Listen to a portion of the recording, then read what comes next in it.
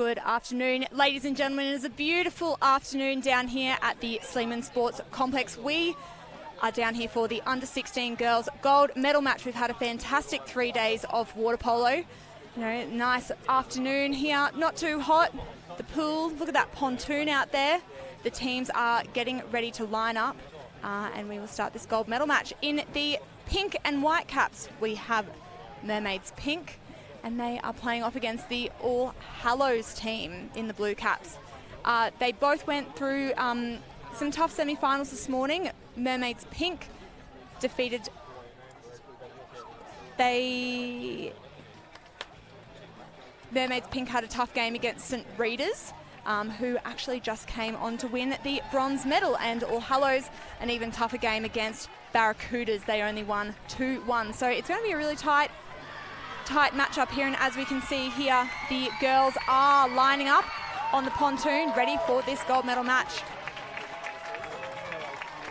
Have a beautiful crowd down here in the grandstands, up on the concourse.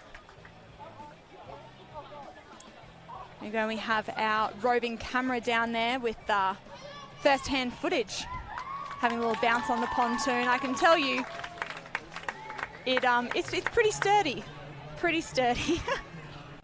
By the way, I am Bella, for those of you who don't know me, and I'm very happy to be joining you here for this 16 Girls Gold Medal match. It's been a very busy 3 days down here on pool deck. If any of you have seen me running around, yeah, it's been quite hectic, but a wonderful, wonderful weekend we have here, and state titles is not over yet. But here we go. I will cross over to the lineup.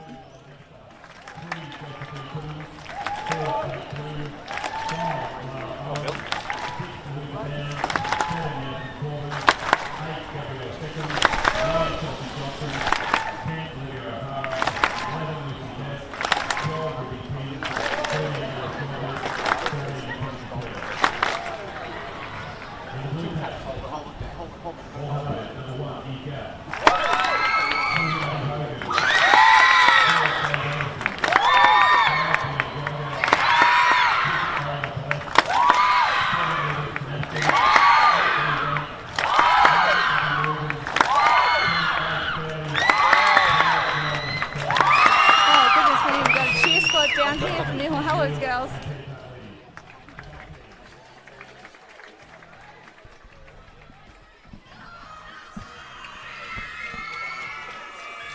The girls all high five as they walk past each other. Nice think, act, play moment here. Bit of sportsmanship between both teams. Uh-oh, they're going to jump in off the pontoon.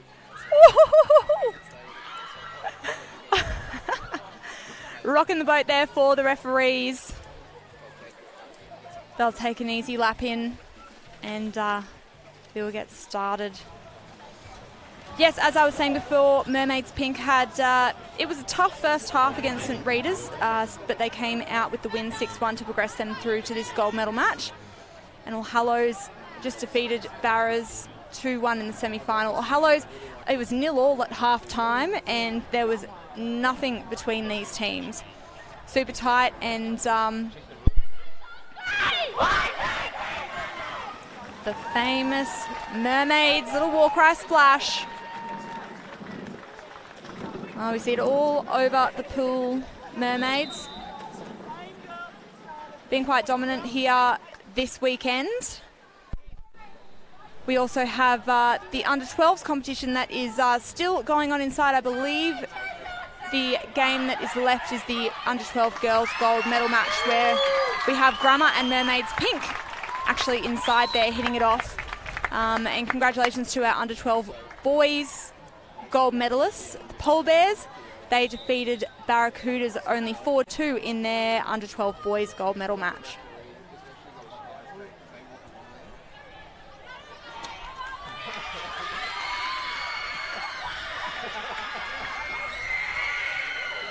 We have a nice healthy crowd down here. Stevie Yule, the referee, is nearly ready to roll.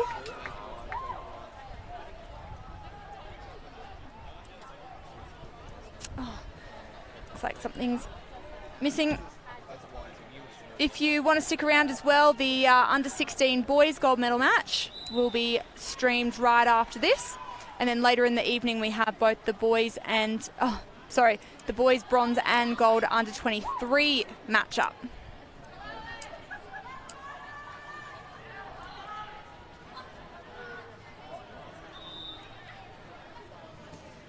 Mermaids girls, a nice little close up there. That is number 8, Gabby Seckham.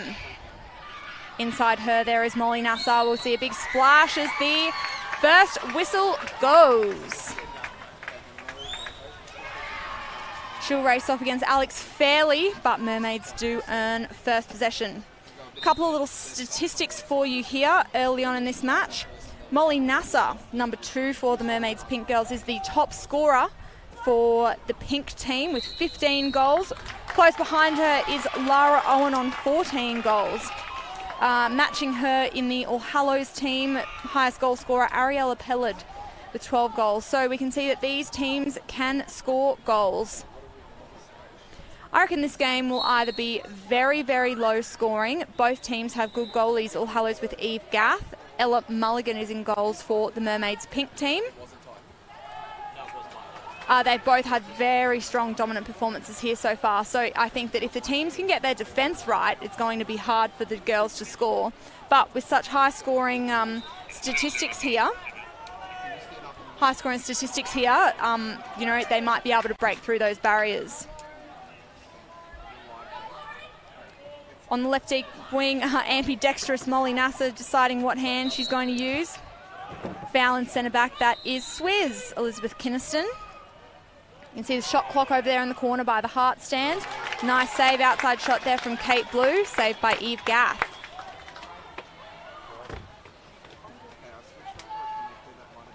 She'll look for an outlet pass and find Ariella Pellard. Cap number 6 over the far side of the pool. The referee, we have Peter Pavlidis. He's had a busy weekend. He's been playing in the under-23 men's competition with River City, playing off for the gold later on tonight. He's also been coaching. Man of many talents. The ball gets dumped. Ella Mulligan will gain possession.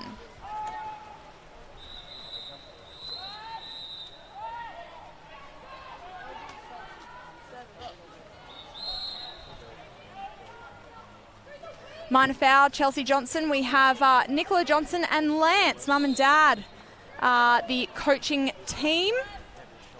Whereas in the All Hallows corner, we have 3-time Olympian Bronwyn Knox, but Lara Owen.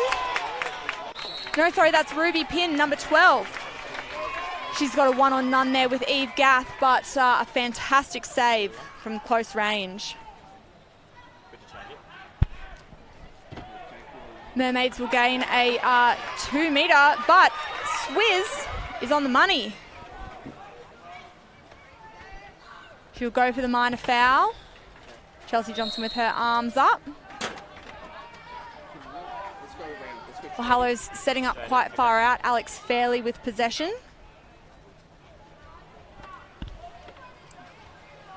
Swizz trying to get the foul. The referees are not fouling too easily in this match. They know that these girls can shoot from outside. Ruby Pinn with the steal. We are playing 5-minute actual time in this match. We've got a brand new set of clocks, which have been fantastic. I know the parents have been enjoying them, and you at home will be able to experience them when we kickstart the Australian Youth Festival in January as well. Molly Nassar with the foul down deep. Ruby Pinn will be sitting on that 5-metre marker. That's dangerous. Oh, she should have looked for the goal. Gabby Seckham, she passes out, but there's Lara Owen. She creates the first exclusion of the match, and that is number 4, Abby Hogan. Mermaids Pink with the first exclusion of the match. First extra man opportunity, sorry. Kate Blue has been on fire shooting outside. You can see there that Swizz, number 7, is pressing on her, and Chelsea Johnson goes from the lob shot.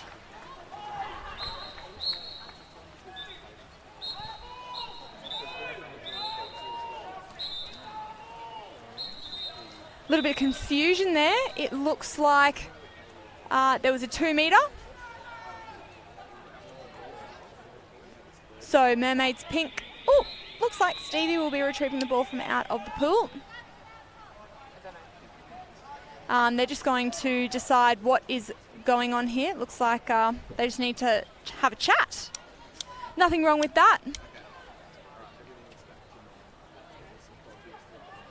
Decision that was made. Both of these gentlemen are Australian Waterpolo League referees. Quite a lot of experience under their belt, and we are very, very grateful to have them here refereeing this match. As you can see here, the clock is actually running up 4:26. We are playing actual time, so we will I'll try and find out how much time is left, but I would say we're about halfway through the first quarter. Looks like the referees have made a decision. As I was saying before, it looks like Stevie Yule is having a little bit of a chat to three-time Olympian Bronwyn Knox, who is the head coach of the All Hallows team. There will be a 5-metre penalty awarded, and I believe that looks like it is for an illegal entry. So fair enough that Stevie and Pete needed to have a quick little chat.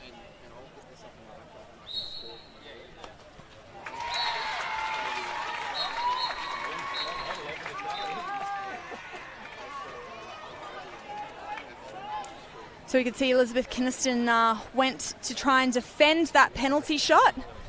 The goal was awarded.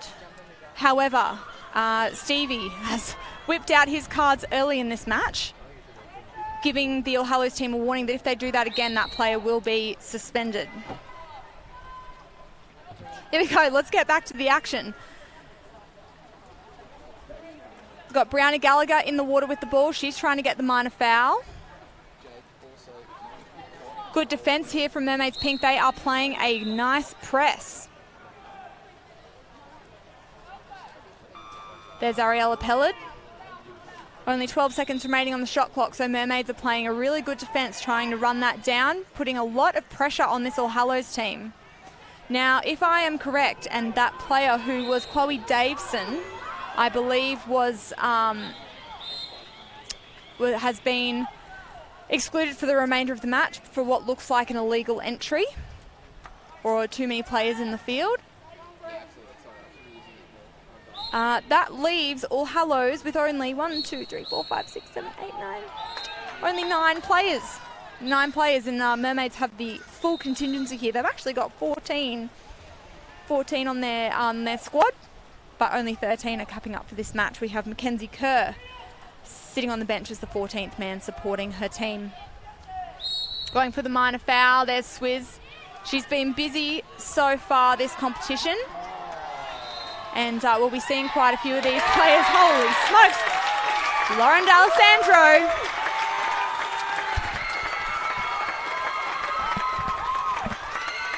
Lauren D'Alessandro, a little mistake there from Ella Mulligan, and here we go, instant replay. Ball goes in.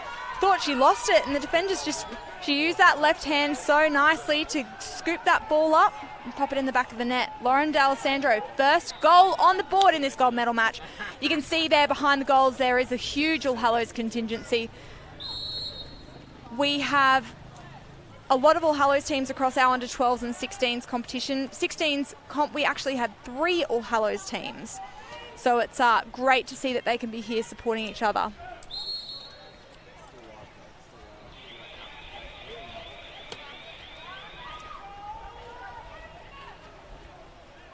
Oh, she's gone for the long shot, tried to find the hands of Ruby Pin. A little pullback there, says referee Stevie Yule, and All Hallows will gain possession.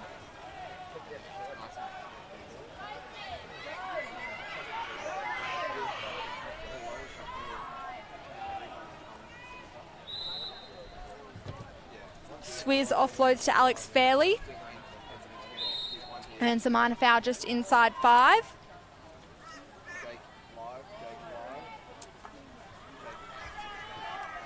Abby Morgan is in the water.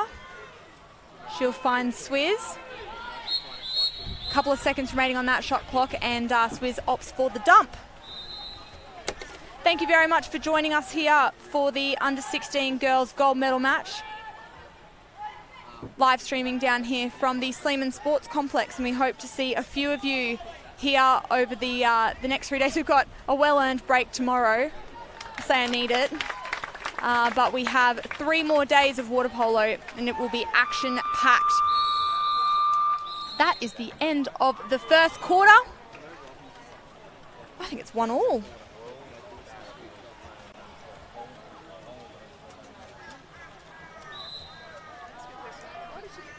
There we go. That is our quarter break. We will see you back for the second quarter.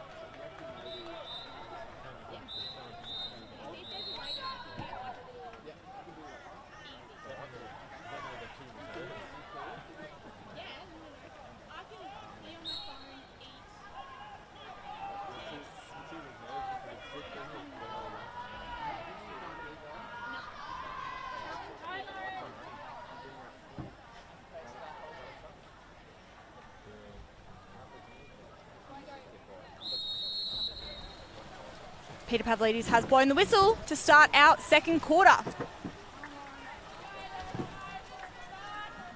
Lara Owen wins the swim off.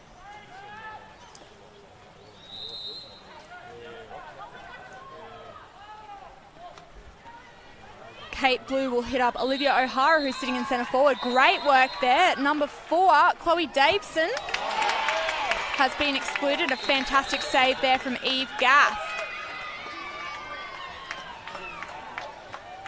How cool are these up close and personal shots? It's great to have all of these angles down here on pool deck in this beautiful outdoor pool. We are very lucky to also have this floating referee pontoon. So as you can see in the background, we actually have another game going on over there. Swizzle popped the ball into, nice shot there from Ariella Pellard.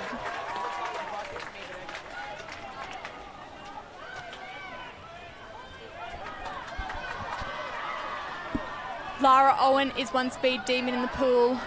She's got to look for the goal, but Olivia O'Hara has put herself in a good position. Her first goal for the match.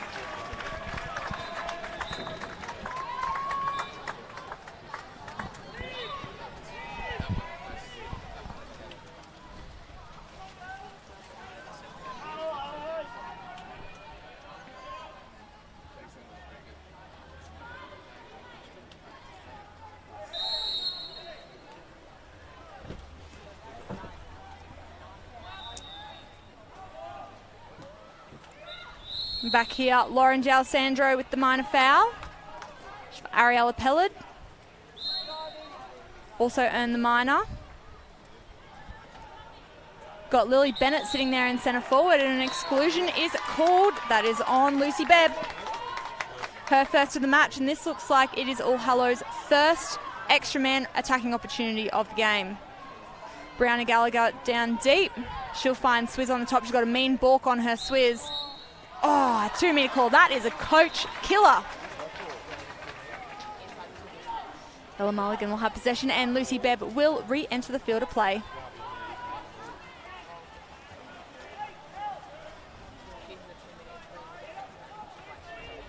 Make sure you let us know where you are tuning in from. You can see that the Waterpolo Queensland gold medal matches are live on our Facebook page. Thank you very much for tuning in. It's great to have you here with us, and make sure you stick around for the matches. Exclusion number 8, Lily Bennett. She will see the exclusion box for the first time in this match.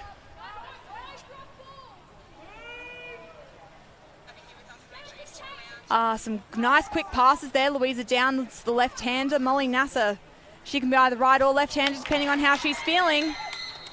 The post was there to block it, and a nice defensive effort there from Lauren D'Alessandro, even if she didn't realise it, but she saved the ball from getting into the hands of Lara Owen.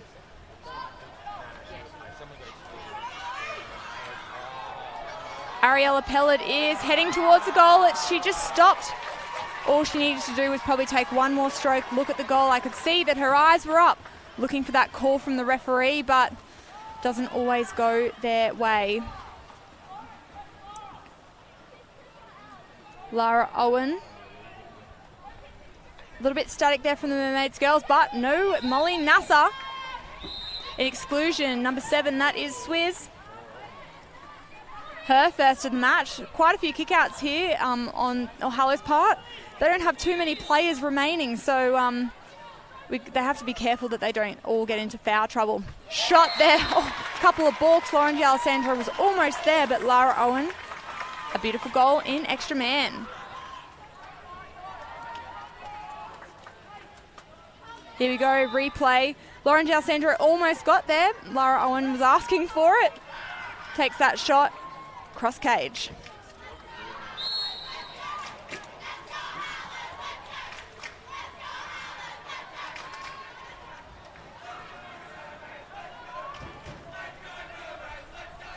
Oh, you can hear the cheer squad in the background there, cheering for Mermaids. A little loose pass there, picked up by Lara Owen.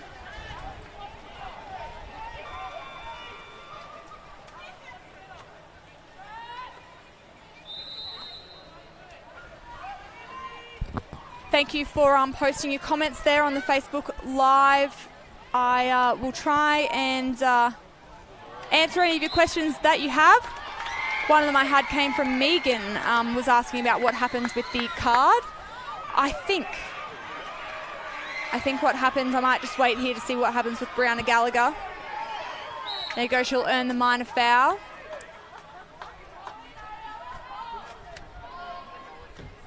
Looking for a teammate to pass to. Static play from All Hallows here. But really good press defence there from Mermaids Pink. They're really putting them under pressure. Anyway, so what I believe happened with the card was that there was an illegal entry or an additional player in the field. And surprisingly enough, we have had this a couple of times so far this competition, where a coach might have not realised that they had already enough players in the pool, and when the play has started, oh, beautiful shot there. Backhand from Olivia O'Hara. She has been very dominant in that centre forward position. Here we go, there's that backhand. She got in a good position there, nice pass in. Straight into the back of the net. It's a good start here from the Mermaids girls. We're probably halfway through their second quarter.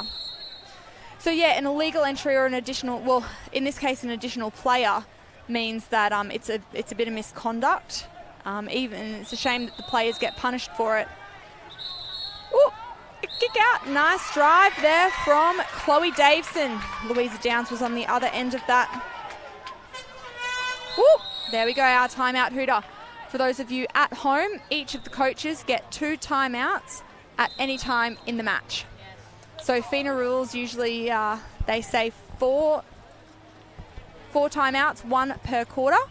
This match here, a little bit of a modification. We have 2 timeouts.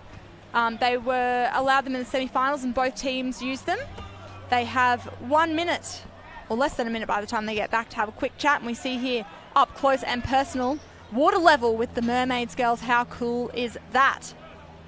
Got Lucy Bebb, Olivia O'Hara, Lara Owen, Gabby Seckham, Ruby Pinn, Ella Mulligan, and someone else hiding. Oh, that's Louisa Downs. Both Nicola and Lance imparting some wisdom. A bit of a game plan here. They are down in defence.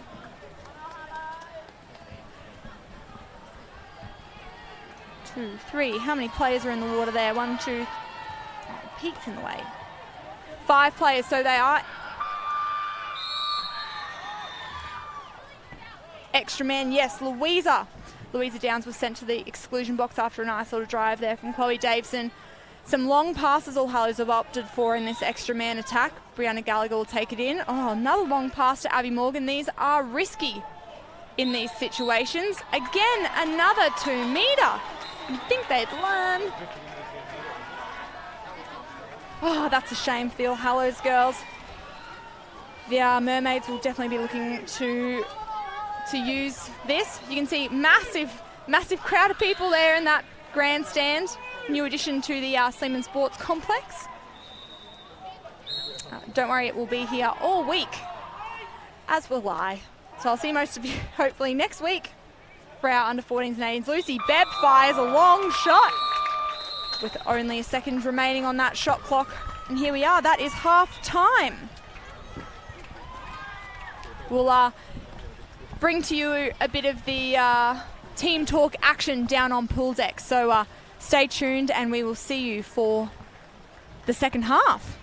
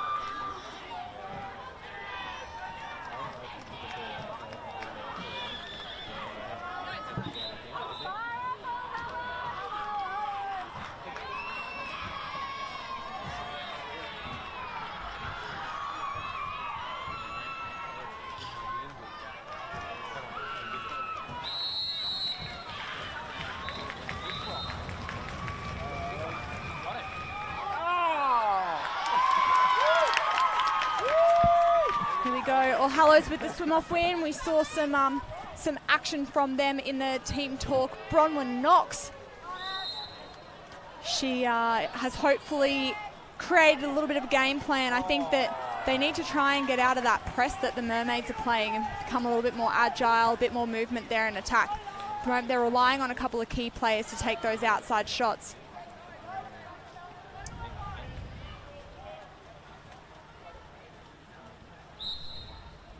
Kate Blue with the ball, minor foul on 6 metres.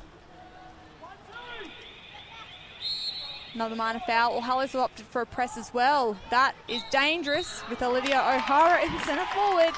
See there, she still managed to get the shot away. She is so powerful.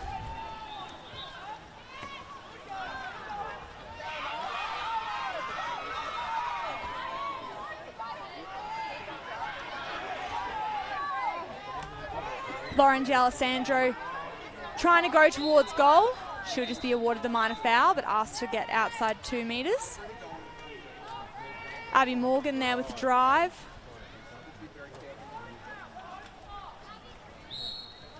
Swizz with the minor foul. Again, a really good press there from the Mermaids Pink girls. You can see Abby Morgan sitting in centre forward, but she was right out on the 5 metres. Could have been a little bit of a counter-attack down the other end of the pool that we missed on camera, but Eve Gath has been so solid in goals. Ball goes into Olivia O'Hara. She opts for the backhand instead. Tries to sneak the ball away. Ball under. Good pick up there from Lauren D'Alessandro. Left-hander Eve Gath. She'll find Swizz. Or long arms of Fifi Crimmins. She's hit the water for the first time in the match.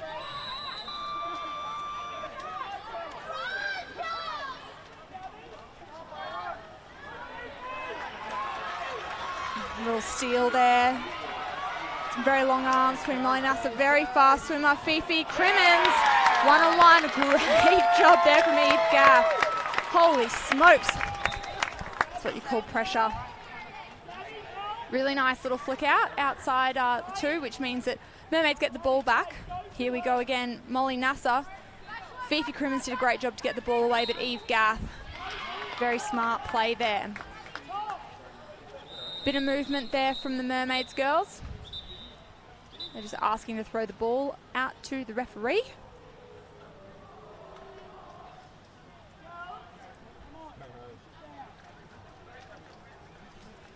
We're just discussing a possible incident here with our technical delegates.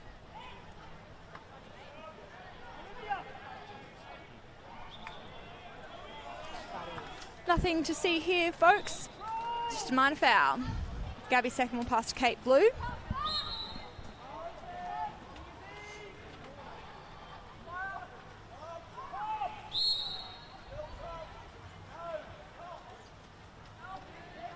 Lara Owen back to Gabby second.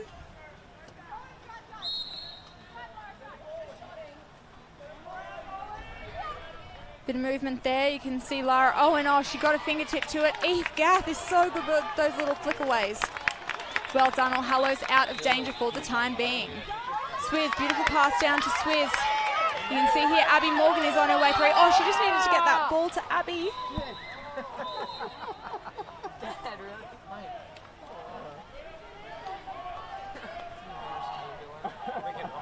Trying to sit in centre forward there, Lauren D'Alessandro. Marked up against Gabby second from Mermaids.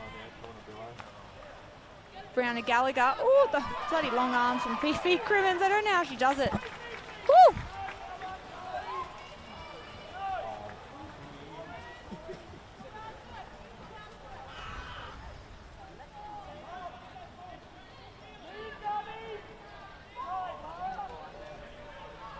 Oh, beautiful ball in. Oh, just got a fingertip to it. Olivia O'Hara would have added another goal. She's already scored 2 so far this match.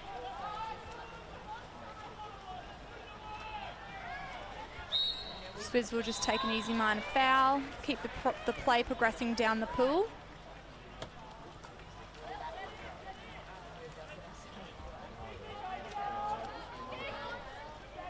Lily Bennett will go for the minor foul. Loose carry, picked up by Olivia O'Hara.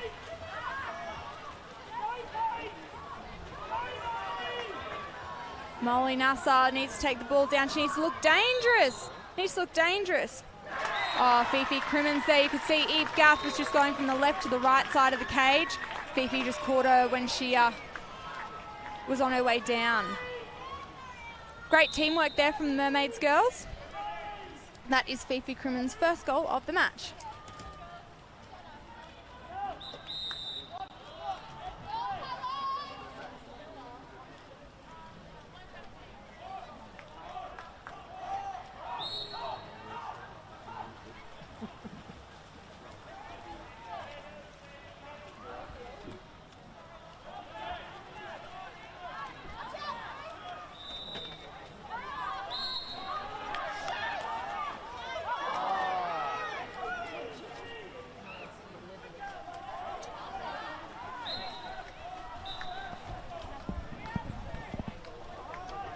Foul down deep, Chloe Davison. She'll find Abby Morgan.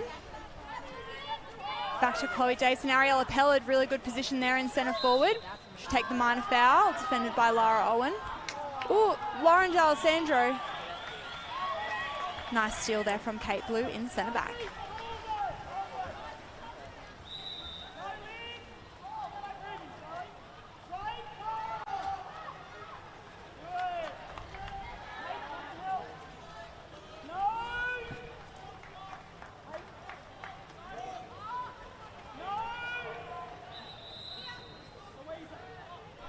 Ball goes into Ruby Pinn.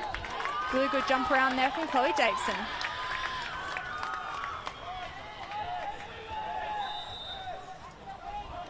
You can see the girls on the bench there.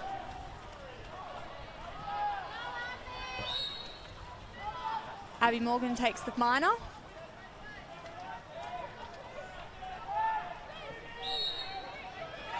To Swizz, a couple seconds left. Oh, that was a close one. Only a couple of seconds left in the quarter by the looks of it. You can tell by the numbers have disappeared on the shot clock.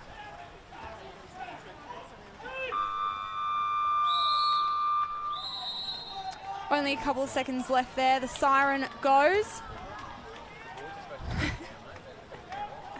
Oh, the ball goes to Stevie Yule, but ends back up in the water. Difficult when you're on the pontoon there. Alrighty, we have a 5-1 game here. We have Olivia O'Hara for Mermaids with 2 goals, Lara Owen with 1, Kate Blue with 1, and Josephine Crimmins, Fifi with 1. Louisa Downs and Lucy Bebb both have a major foul. Abby Hogan, Swizz and Lily Bennett, all with just 1 major foul for All Hallows, and All Hallows have not scored since the first quarter. That nice little goal from Lauren D'Alessandro. So let's see what the All Hallows girls can do. They need to dig deep here. There's only 1 quarter remaining in this match. This is a gold medal match now, even though we might see that they still finish with a medal. I know that both of these teams want to come home with that gold.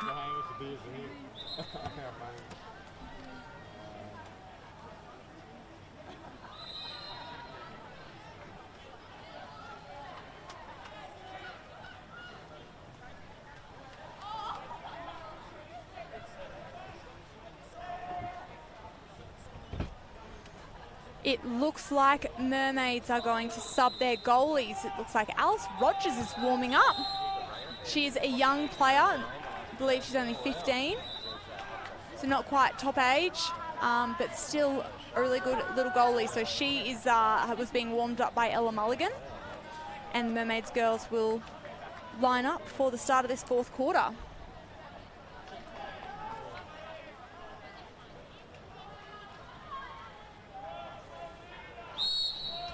Here we go, start of the 4th quarter here. They've got to leave nothing in the tank. Really nice shot there of Lara Owen taking the swim off for Mermaids.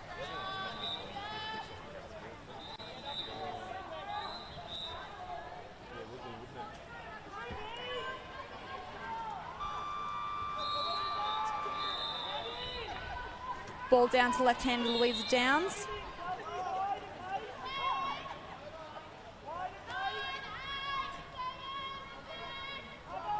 Chelsea Johnson back to Louisa Downs. A couple of seconds left. She'll go to dump the ball, but no, she gives it to Olivia O'Hara. With only a second left, the shot clock will expire.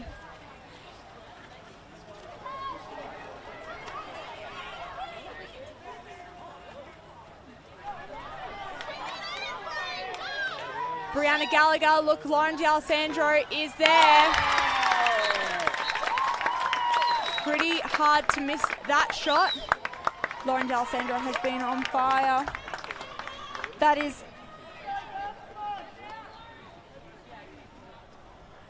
Score is now 5-2, and we'll see that little instant replay there. Nice shot. Bit of a heavy foul there from Lara Owen to finish it off.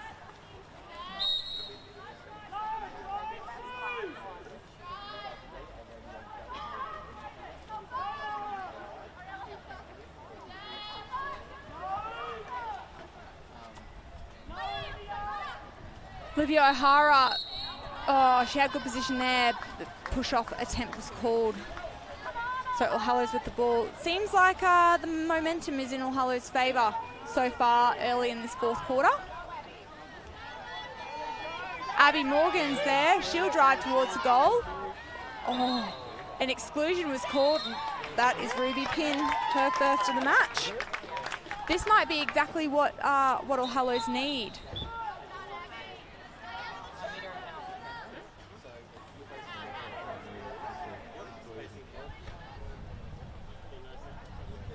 Couple of balks there. Bit of an interesting setup from the All Hallows. 4-2. You can see they're going between the players at the top. Oh, Chloe Davison is free. Ariella Pellet takes the shot. Nice save there from Eve Gath.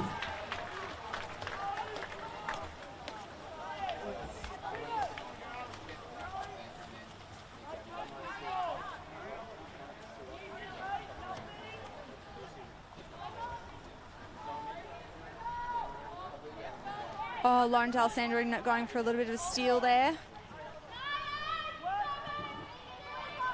Shot clock counting down, 5 seconds. Chelsea Johnson will attempt to take the minor foul. Put it into to Molly Nasser. Shot clock expires and All Hallows ball.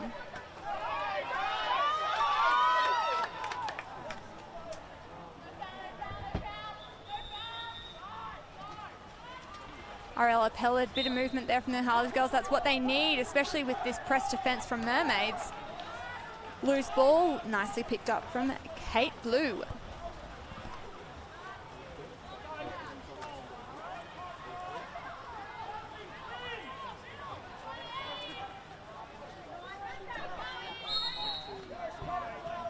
Minor foul, Lara Owen, Kate Blue played a lot of minutes so far this competition. We'll see a few of these Mermaids girls back in the water for the under-14s comp next week. Ball into Olivia O'Hara. We know she can do it. Really nice shot there from that centre forward position. Takes a lot of strength to be able to put yourself, to give yourself the opportunity to take a hard shot like that. Lauren D'Alessandro is just trying to find a teammate to pass the ball to. Ariel Pellet's down there.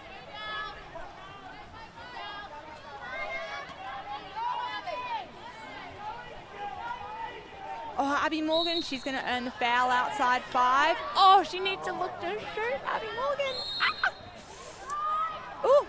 Swizz will keep possession of the ball and she'll sit up and take a shot. No, she will offload it to teammate Abby Morgan.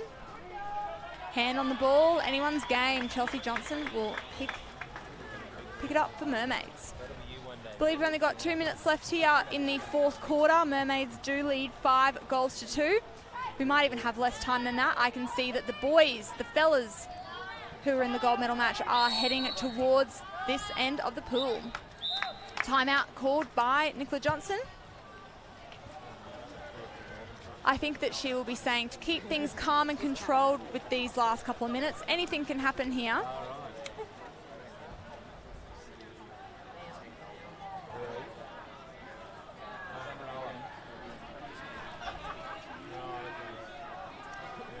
Looks like number 7, Yasmin Corbin, is going to jump in her first time in the water this match. 12 seconds left on the shot clock, so not much they can do, but a good opportunity for the coach, I guess, from both teams to have a quick little chat, game plan for the last couple of minutes.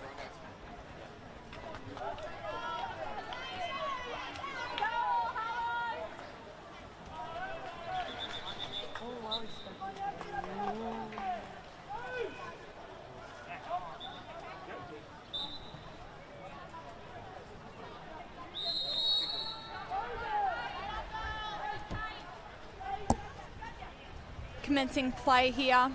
A couple of seconds remaining on the timeout. So Chelsea Johnson will take first possession.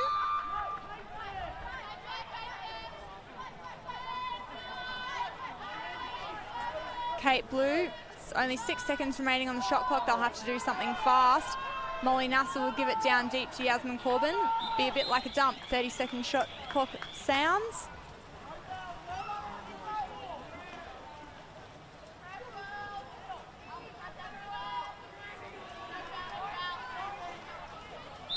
Foul there on Alex Fairley.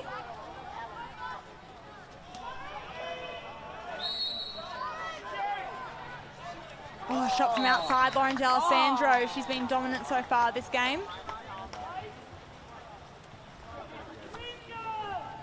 Alice Rogers takes possession for Mermaids in the goal.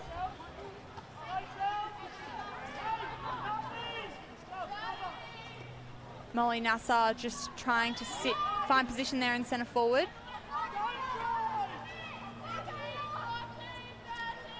Ball goes in, left-handed Molly Nassar this time. Oh, she's got a great tip to it, Eve Gaff. Fantastic reach on that ball, on that save. Here we go again, a little flick away there from left-handed. Oh, it was just a fingertip. And we're on a roll here, Brianna Gallagher. Oh, referees gave her an opportunity to take the shot.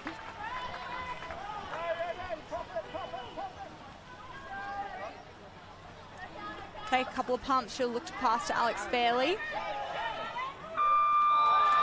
That looks like it.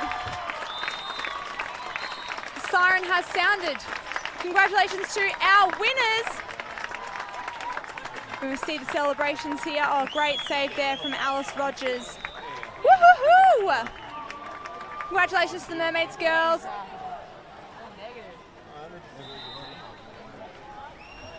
Really tough competition, this under-16 girls. We have had 19 teams competing in this competition, which has been absolutely awesome.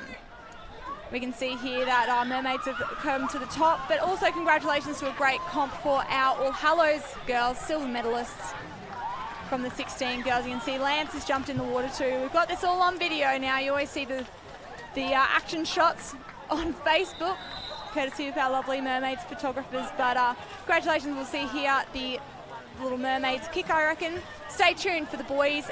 We will be coming live to you very shortly.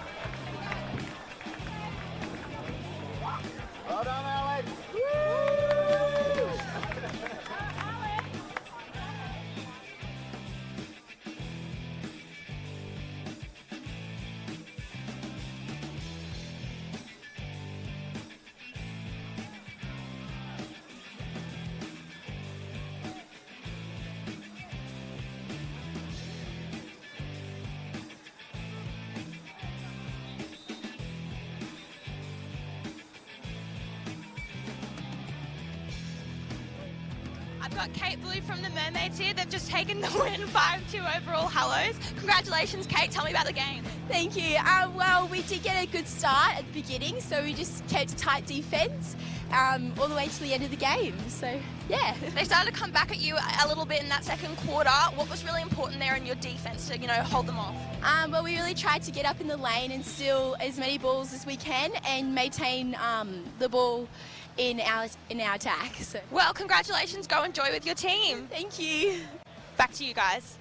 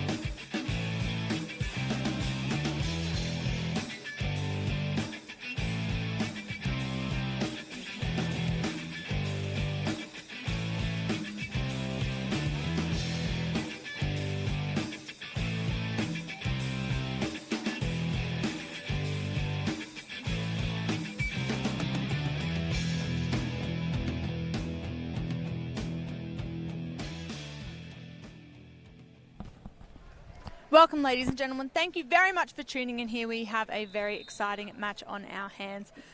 The good old club rivalry, Barrows versus River City. Barrows are in the white caps and River City are in the blue. You can see they are lined up here on our spectacular floating referee pontoon.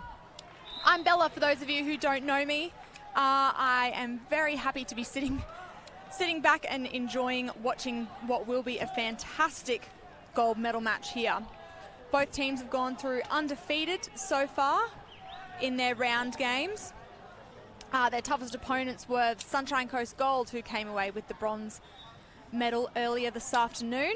And we've got some very strong players, some massive outside shooters that I'm sure will be on show in this match here today. So the boys are lined up, and I'll cross to Rob on the microphone. He looks a bit tiny there. He's on the air though. He's on the air.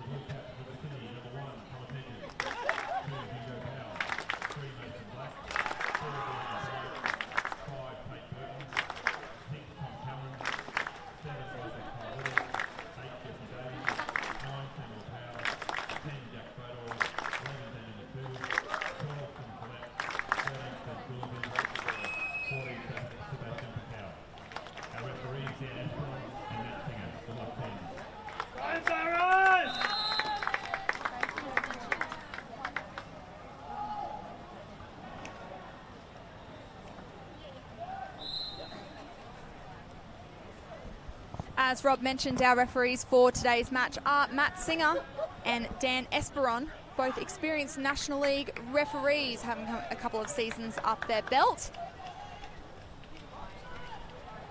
Some really sharp outside shooters here, and in a moment I will actually grab some statistics from you from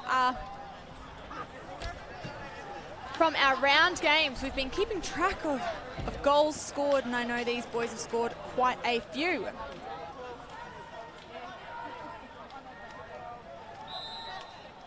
Thank you very much for tuning in here. We are in the spectacular facility down here at Sleeman Sports Complex.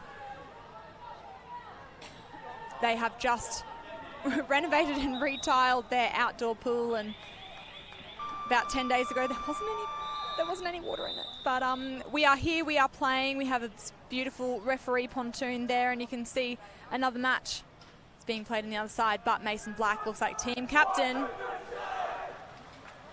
Big man, Mason Black. Barrows are having a little bit more of a relaxed chat. Darcy Moreland is their coach. Big Darce, experienced National League player himself. He really loves working with the boys, and I know they love working with Darce. So very grateful to have him here, imparting his knowledge and some wisdom, I suppose. On the River City bench, we have Ian Quinn and Vlad Fodor as our co-coaches. Might see Quinny wearing a funny hat. He's been sporting that all weekend. Here you go now, the boys are lining up, and as we get the game underway, I will grab some stats for you.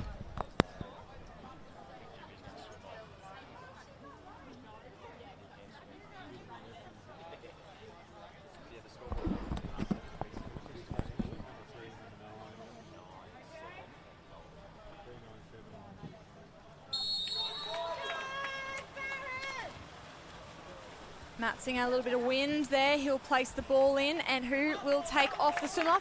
It is James Kinnemoff.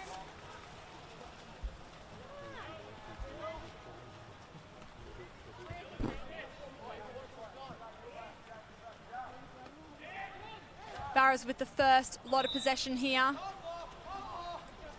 Ball goes into Dylan McDonald. He earns the minor foul after a little bit of a steal. Steal back from River City. James Kinnemoff will opt for the turn and go. Big left-hander there. He loves that deep wing. And there you go. That is Isaac Carl Little, first exclusion of the match, which means Barra's first extra man.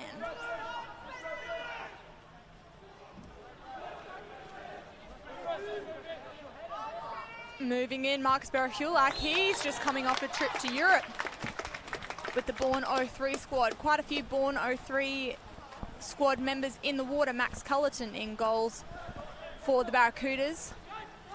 Come on, Dylan.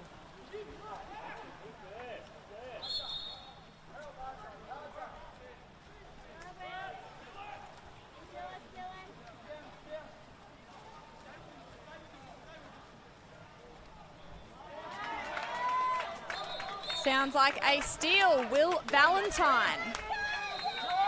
Dylan McDonald charging down the pool, cup number 5. Isaac Carl Little back in the water, but he is chasing from behind, and if he's not careful, he will earn his second exclusion in so many minutes. He's still got his hand on the ball, Dylan McDonald. Oh, great job in goals there from Tom Hedges.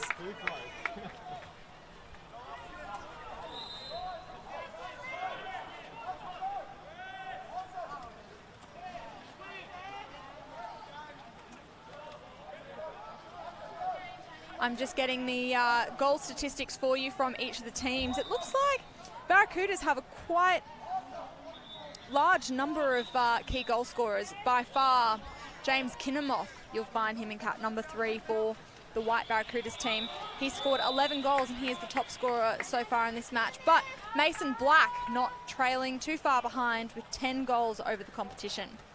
Tom Cameron for River City with 7 goals. And another notable mention is John O'Burrell from the Barracudas. He's been playing a lot of centre forward from what I understand. Dylan McDonald with a left-handed shot. He puts it away. Dylan McDonald, first goal on the board for the Brisbane Barracudas in this under-16 boys gold medal match.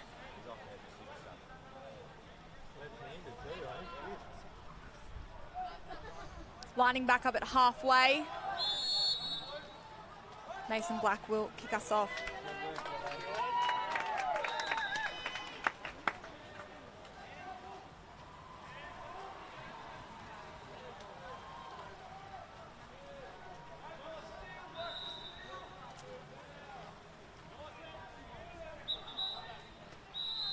Isaac Carl Little passing between Dan McHugh. Mason Black trying to create some opportunity there. Good pick up there from John O'Burrell. Charging down the pool again, James Kinnamoth. He is a beast in front of goals. That takes his total to 12. 2-0. Barracudas lead River City.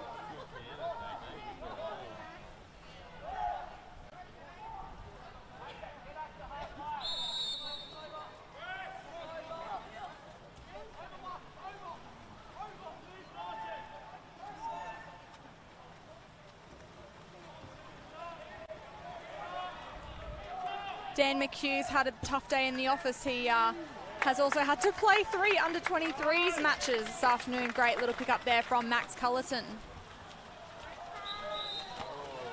Ball down to Will Valentine.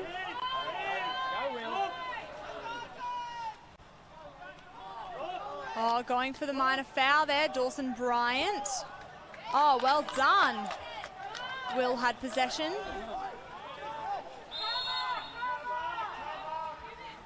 Three seconds remaining on the shot clock, and it looks like one of the boys is already gone. That is Tom Cameron.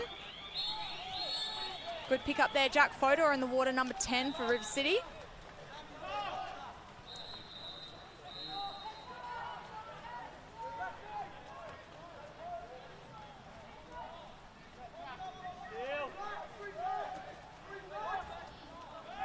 Dan McHugh. Floats Mason Black trying to get a foul. He managed just to get one. James Kinnamoth did go to try and flick it away. Sitting up, Dawson Bryant. Oh, Max Cullerton read that one nicely.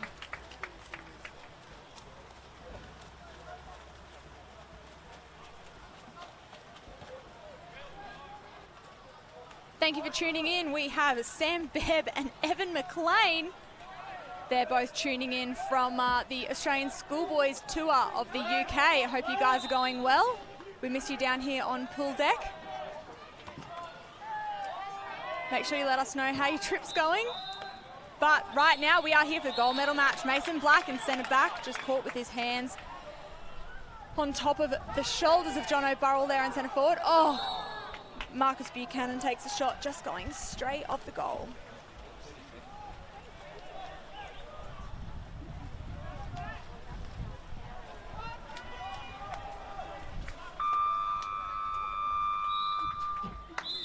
End of the quarter. Barracudas are in the lead, 2-0. River City are yet to get on the board. However, we do have a couple of exclusions, one for Mason Black and one for Isaac Carl-Little to start us off.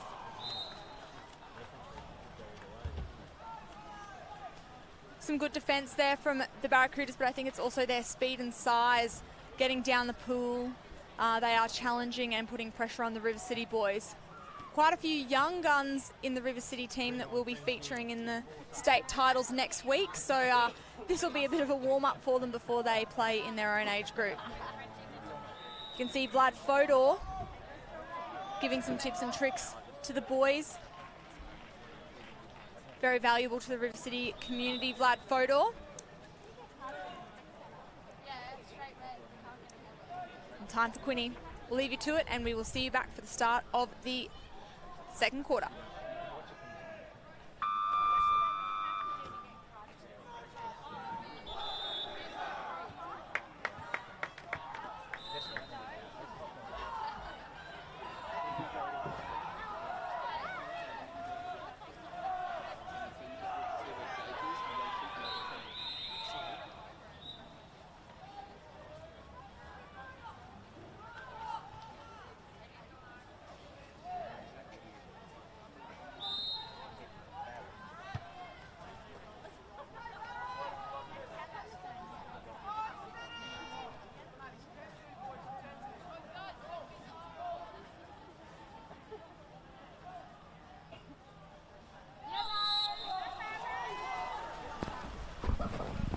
Up and running, we'll see who takes the swim-off win. Will Markham from the Gold Coast. Oh no, that's Tom Kearney. New to the Barras team this year. But River City earned first possession here in the second quarter. Oh, trying to take the foul, that's Sam Powell. Oh, he just can't get his hands on it. It's big ball. Max Cullerton.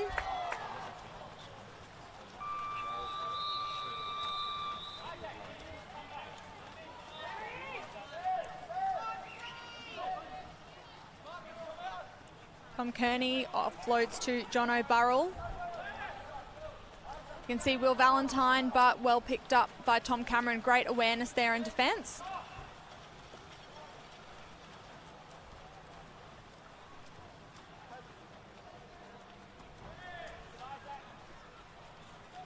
Dan McHugh passes down to Isaac Carl-Little.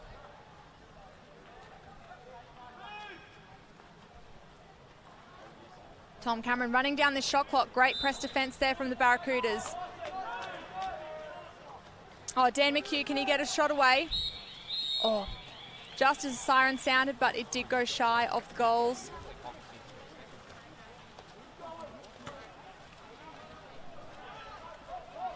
Kobe Jennison, cap number 2. Passes over to Tom Kearney. Nope, he'll find Marcus Berahulak. Marcus Buchanan down on that right-hand deep wing. Oh, too far away. Calls the referees. We have Dan Esperon and Matt Singer on pool deck with us this fine evening down here at the Chandler Aquatic Centre. Be great to see you guys on pool deck next week for our 14 and 18 state titles. It's going to be one massive week, having all 5 of our age group competitions in the 1 week. But it's been a fantastic 3 days of water polo so far. We kick back on Tuesday.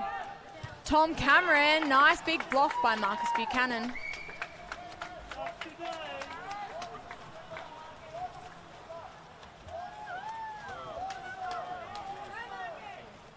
Coach Darcy Moreland, giving a little smile at the camera. He loves this, loves the spotlight. It's great to see that Mason's family in PNG is watching with us. Thank you very much for joining us, and Sam, Beb and Evan are voting Mason Black for MVP. We'll have to see how that goes in the medal presentations after this match.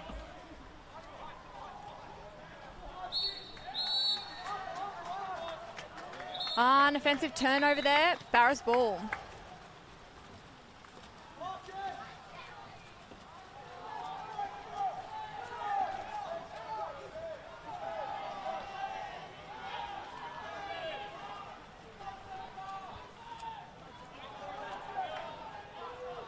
Will Valentine, nice drive in there from John O'Burrell. Ball just went a little bit too far, but he still managed to get a really great backhand. You can see the crowd here. Both games happening, both boys' games here. We have playoff for 5th and 6th across on the other side of the pool. So Gold Coast are in the lead by 1 against River City Sharks, the other River City team here in the 16s comp. Dan McHugh will drive down to the wing. 5 seconds left on the clock. Someone needs to take a shot here now. Oh, he'll put it in. He still had his hand on the ball, but he did well to get a shot away there, Sam Powell.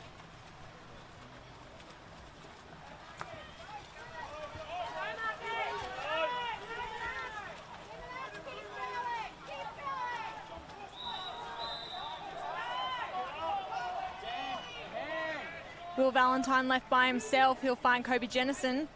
Scored 7 so far this comp, and he puts another one in the back of the net.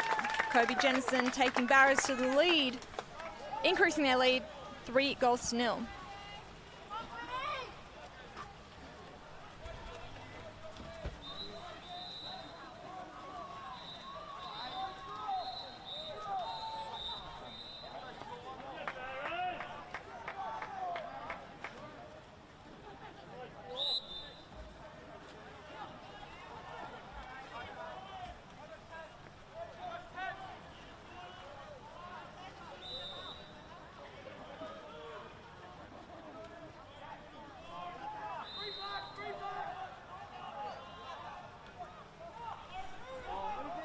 Flynn Coolican in the water for River City. He is one of the young boys playing up in this 16s comp.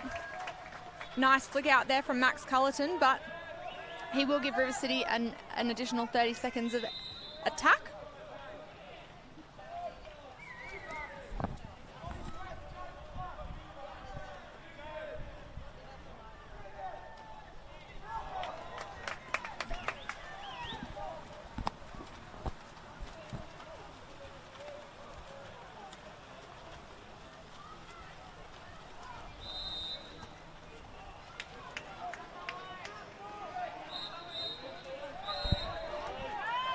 Driving in, Will Markham. He's sitting himself on the 2. He turns to spin. He goes again. Oh, with only ran down the shot clock. Good pressure there from River City, and nice job there from Tom Hedges, picking up the ball just as that halftime siren sounds. Check back in with our comments. Oh, Ben Myers is joining us as well. You got a lot of support out there. Mason Black. Ben Myers also on the schoolboys trip. Hope you guys are going well. Halftime here. See Tom Kearney and Darcy Moreland. A couple of fiery words. He gets fired up. Old mate Darce. I wonder if he's going to push the camera out of his face. He might do. Both teams deciding to hop out of the pool, trying to get away from the madness that is down here at state titles. So we will see you back here in time for the second half. River City are down by 3 goals, yet to put a goal on the board. Credit to the Barras defence. Mason Black and Isaac Carl-Little are on a major foul each. Nothing to panic about at this stage, but River City have yet to get their attack together because Barras have not seen anybody in the exclusion box just yet. So see what game plan River City can get together for the second half. We'll see you then.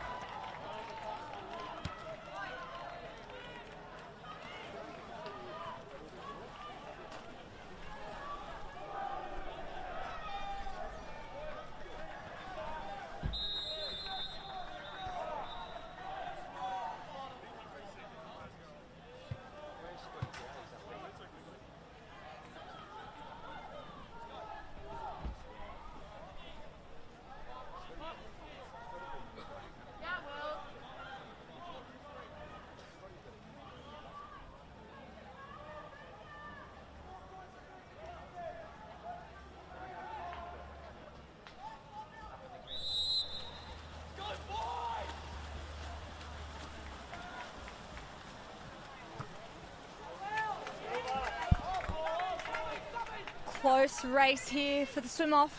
Barras gain first possession here in the third quarter. Barras do lead 3-0. You saw a bit of a heartfelt team talk there from Darcy Moreland. Marcus Buchanan just hesitates a little bit. He was open in there in front of goals. Will Markham pass it back to Marcus Buchanan. He needs to take the shot. Oh, good shot option. Top right corner was the right way to go. Just didn't quite get that in the frame. We can see the instant replay there. Will Markham passes back out to Marcus Buchanan. Nearly an off-the-hand shot. Very close. We're down here at River City's ball. Sam Powell with possession. Tries to go for Mason Black. I think defending James Kinnamoth was pretty tough. Being defended by James Kinnamoth, should I say. Will Valentine with possession right on halfway. Marked by Dawson Bryant.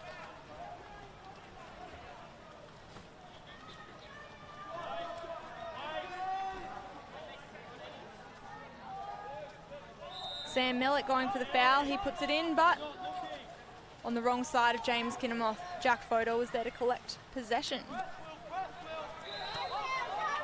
Oh, Will Valentine did well there. The referee was nearly going to kick Dawson Bryan out. Marcus Berahulak one-on-one with Tom Hedges. He'll put that one in the back of the net. Marcus's first goal of the match. Puts Barras in the lead 4-0. River City yet to put any goals on the scoreboard. They haven't quite seemed to get their attack right. Mind you, the Barras defence has been very good, and we've had a couple of kick-outs on the River City side, but none on the Barras side, so that's credit to the defence that Darcy Moreland has put together for the boys in this competition. Make sure you stick around. We have the under-23 men's matches, both bronze and gold, later on this evening. Sunny Coast versus Sunny Coast, head-to-head in the playoff for bronze, and QT versus River City in our gold medal match.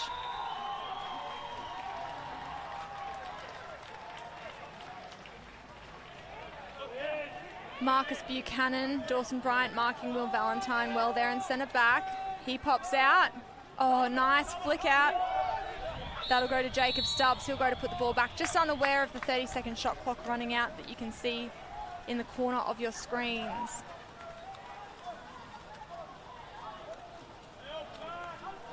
Long range pass there to Sam Powell. But Will Markham, nice and long, taking that reach.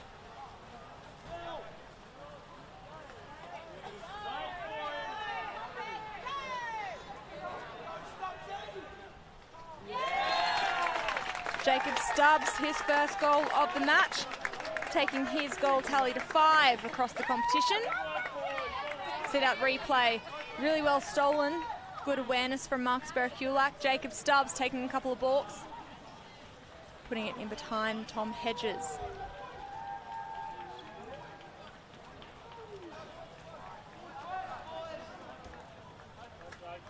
Jacob Stubbs is our goal scorer. Nice big high five.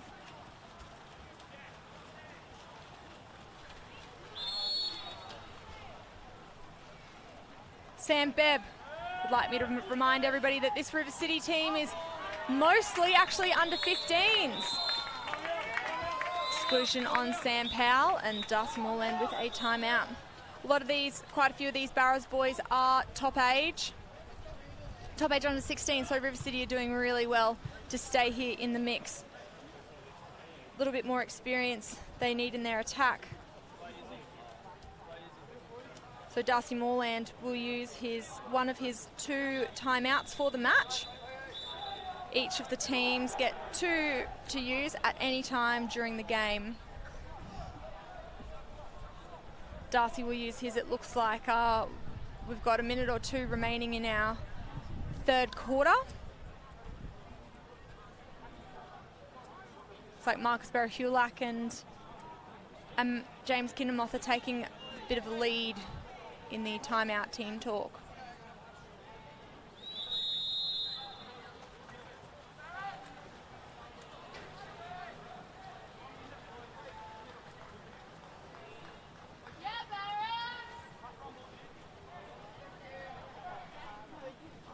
Tom Cameron looks like he was excluded before the timeout was called. So Barras will head down and set up extra man attack. River City down a player. The third extra man opportunity so far in this game. James Kinnermoth takes a couple of pumps and puts one in the back of the net. James, that is his second so far of the game, adding 13 to his tally. Here we go again. He's that extra man. You can see James just gets set up. He winds up. It's like Tate Burton for River City was asleep there, you know. They need to... River City boys need to be more aware of the outside shooters that they need to put the most pressure on. James Kinnermoth is definitely one of them.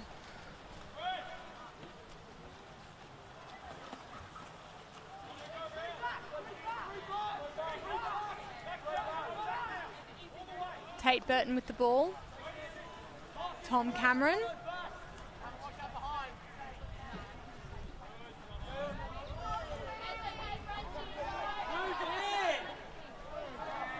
Oh, trying to give the ball to Mason Black. Will Valentine with good awareness makes a steal. River City, but additional players on the bench there. You can see behind them the River City Sharks look like they've just taken out the 5th and 6th playoff in the other pool, and you can see that they've added some support.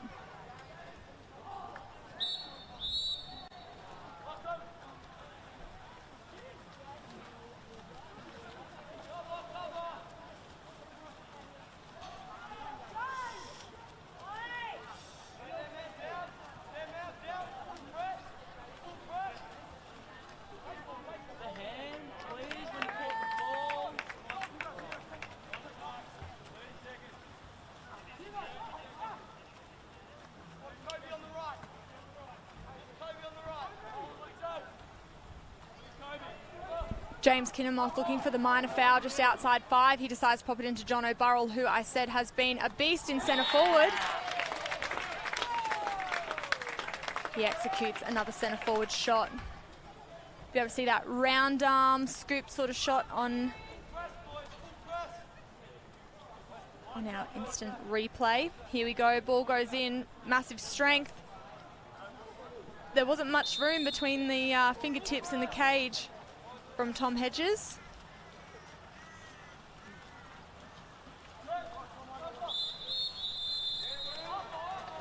Oh, an offensive turnover there. A little bit of a pull pass looking from Mason Black.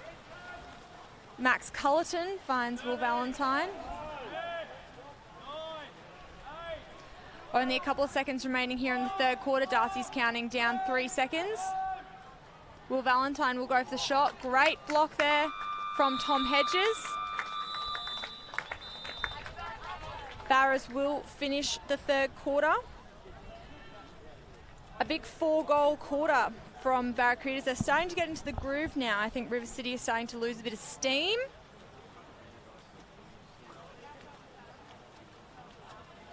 See if Barracudas can hang on and keep their lead going throughout the final quarter in this match. We'll go for a team talk with Das, and we will see you back for the fourth quarter.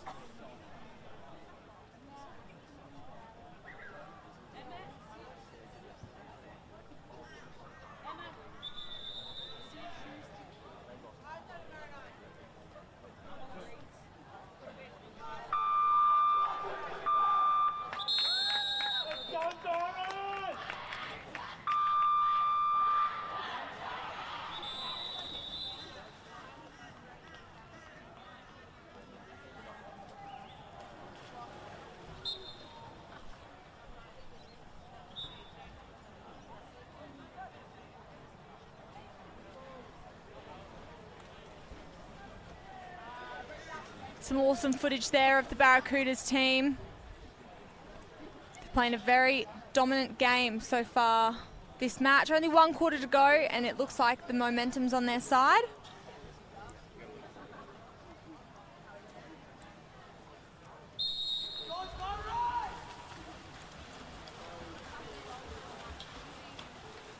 Start of the match, Dan McHugh taking on Tom Kearney.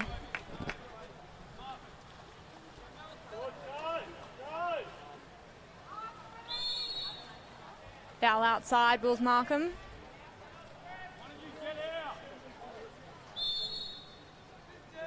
Mason Black just fouling Will Markham there, trying to stop the Barras attack.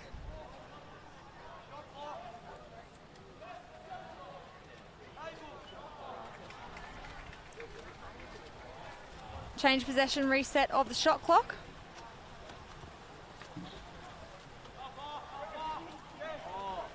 Nice turn there from Dan McHugh.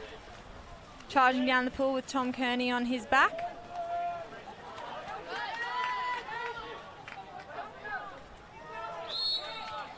Foul there. Good pressure there from the backrooters, Tom Kearney. Mason Black. Barras have really shut down Mason Black this game. He hasn't been able to sit up and score as many. Oh, beautiful pass over to Jack Fodor. He's a little bit taller. Reset of the 30 seconds. Max Cullerton will gain possession.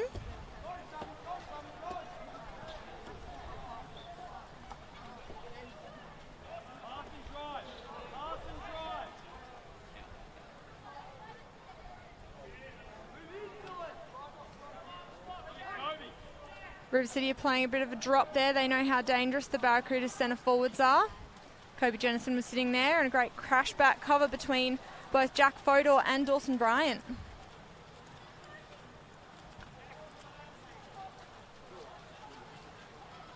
Jack Fodor in the under-15s River City team. Trying to look for a teammate to pass to as they travel down the pool to set up. Sam Powell, yes, a nice outside shot there off the hand. That's what River City need to start doing a little bit more of. 7-0 with only a couple of seconds, 3 minutes 16 remaining here in the fourth quarter. There's not much that River City can do to try and take the win, but they'll want to be getting their team tactics in order to see if they can actually put some goals on the board. Dylan McDonald still has the ball in his hand. Play on. Will Markham. Yeah, oh, fantastic save there from Tom Hedges. Needs to get the ball. A nice shot. Sam Mellick there. Oh, Tom Hedges, really nice movement across the cage on that one.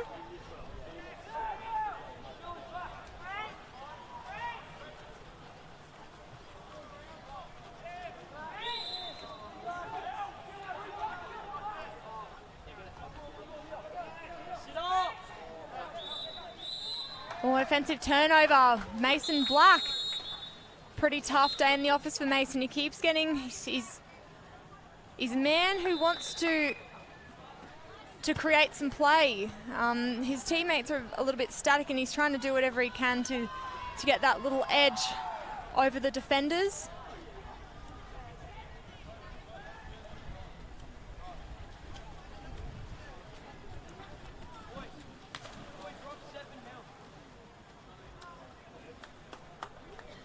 Darcy Moreland uses his second and final timeout of the match. It looks like River City are putting in some fresh legs.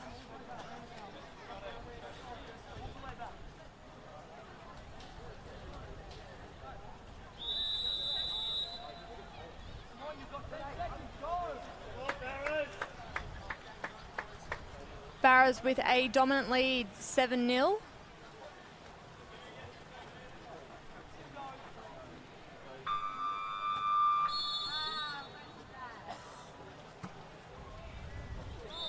Go start a play.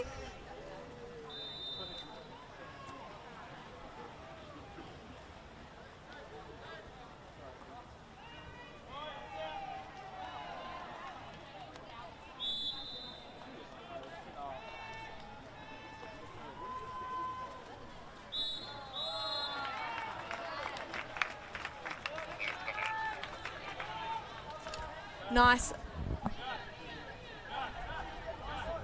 It's a 5-metre penalty. Ooh. Yeah, penalty against Flynn Coolican. And it looks like Jack French, cap number 13 for the Barras, will take the penalty. Shot there from Jack French. He's first time on the scoreboard this match. First time the Barras have scored. Really nice shot there. Pin perfect positioning. Top right hand corner for Jack French.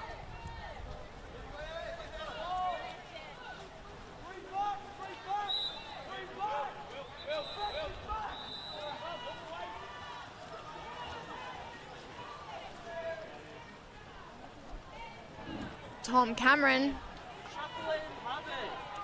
It's like Flynn Collette is sitting there in centre forward, marked by Jacob Stubbs. Pass it over to Jesse Davies.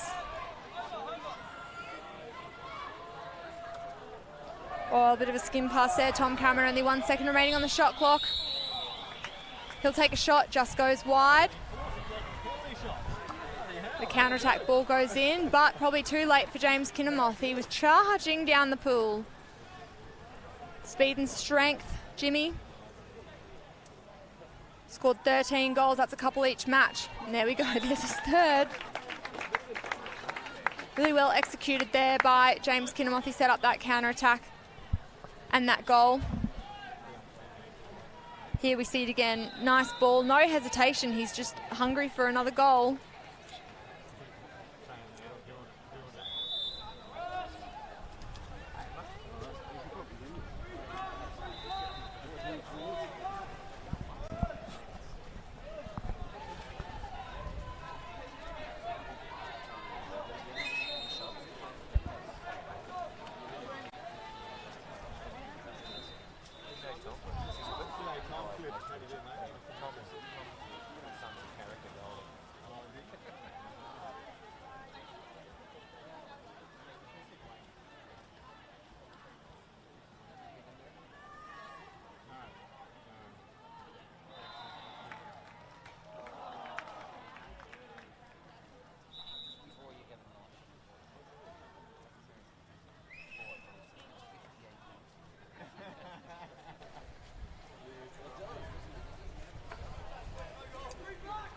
Time starting to tick down here. The opportunity for River City is just passing by.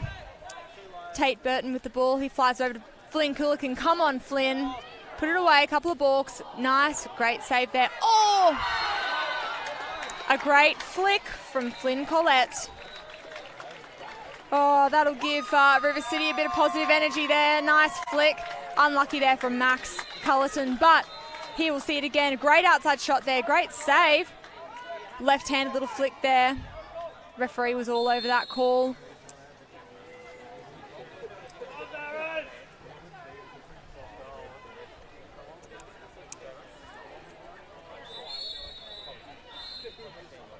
We only have a couple of seconds left. Two blue gets excluded in the process. Wills Markham has the last say for the Barracudas, and that is a 9-1 very dominant performance from the Barracudas. Congratulations, they are our under-16 boys gold medalists. Gabby Palm is floating around with the roving mic, and she will go live to us very shortly with one of the boys.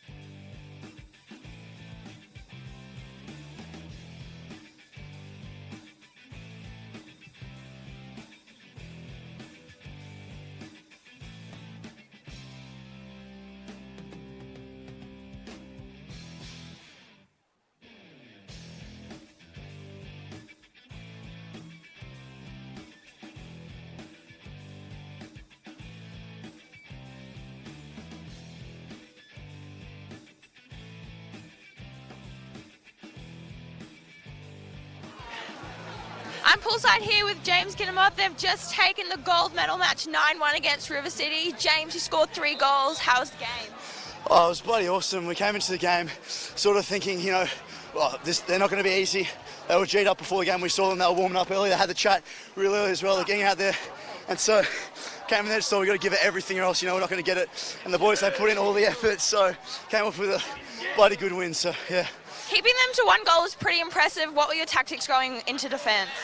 Well, we knew that a couple of their players would be pretty strong in centre forward. So we had Marcus Bohulak, number 9, sitting centre back most of the time, and he shut them down pretty well. And then playing 3 back as well, making sure they could never get the ball, and they had to force those outside shots from bad positions. So yeah. Awesome. Well, congratulations, James. Go and enjoy it with your team. Back to you guys.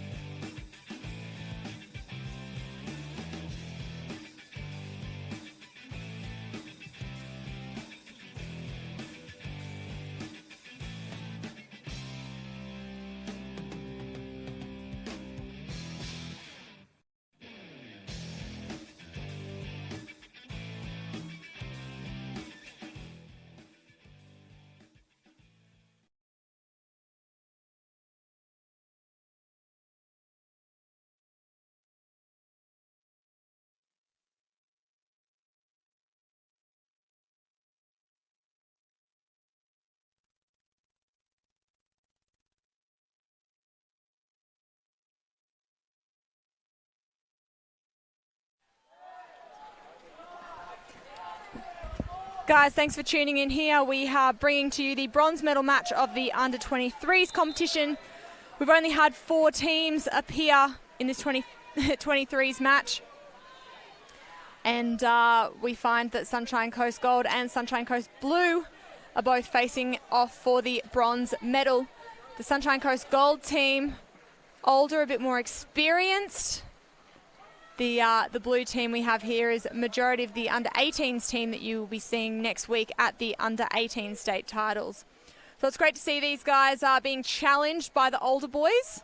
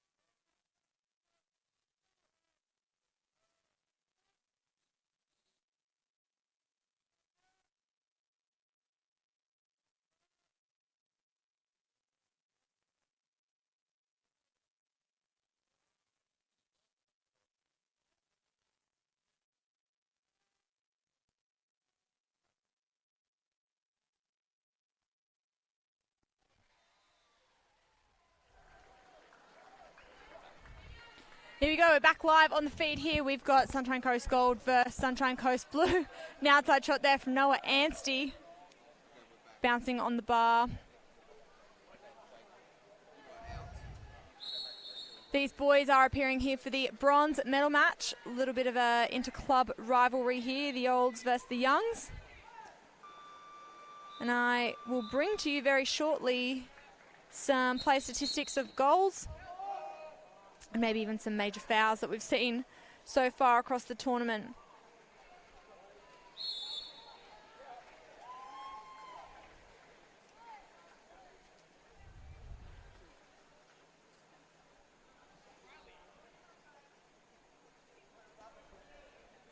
We go Josh Bennett, who's wearing cap number 4, I believe, for the yellow team. Nice big 10 goals. Riley Corrick-Davis, number 3 for the Sunshine Coast Golds, with 11 goals. Let's see who our kick-out kings are. Oh, not too many kick-outs down here, which is not too bad. But could be a little bit of a physical match. Sunny Coast Gold and Blue have faced each other a couple of times across the competition. We've had 4 teams. 4 teams, and what's happened, they've played 2 rounds against each other. And wherever you finish is where you play off for finals. So these guys finished 3rd and 4th.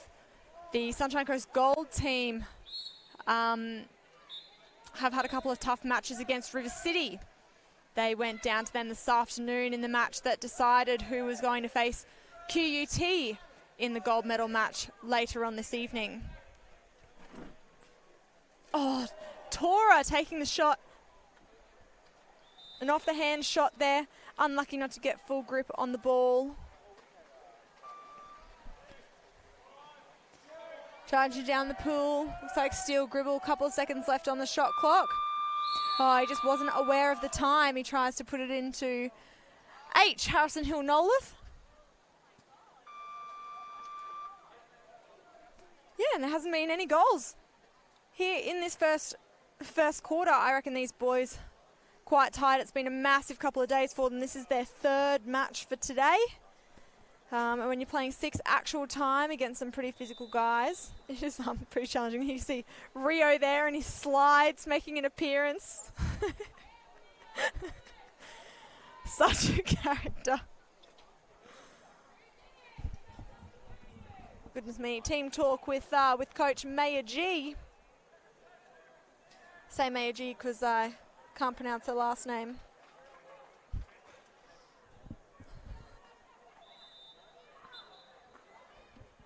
Ollie Dixon there, number 10, leading a bit of the charge in the team talk by the looks of it. You can tell how exhausted they all are.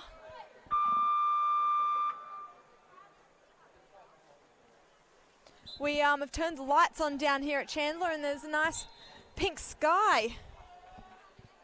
Been very lucky with the weather out here at the Sleeman Sports Complex, and it's been quite busy having our under 12s, under 16s and under 23s matches all running at the same time. We have had 4 fields of play going since 8 o'clock on Friday morning. We've had 4 fields of play running. It's been a busy couple of days, but we are also looking forward to kicking off our under 14s and 18s campaign, which starts on Tuesday. Here we go. Matt Singer and Stevie Yule are our referees for this match. And a swim-off won by Tora Myrosh.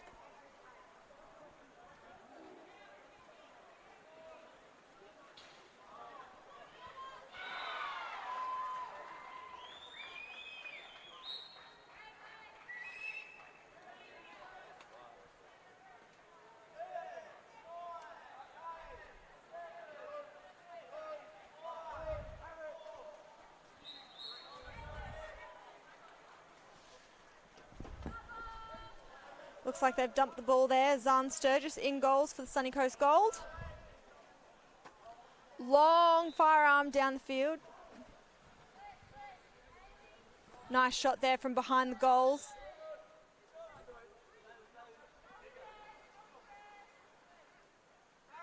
Josh Bennett pops it into Dylan Coolican.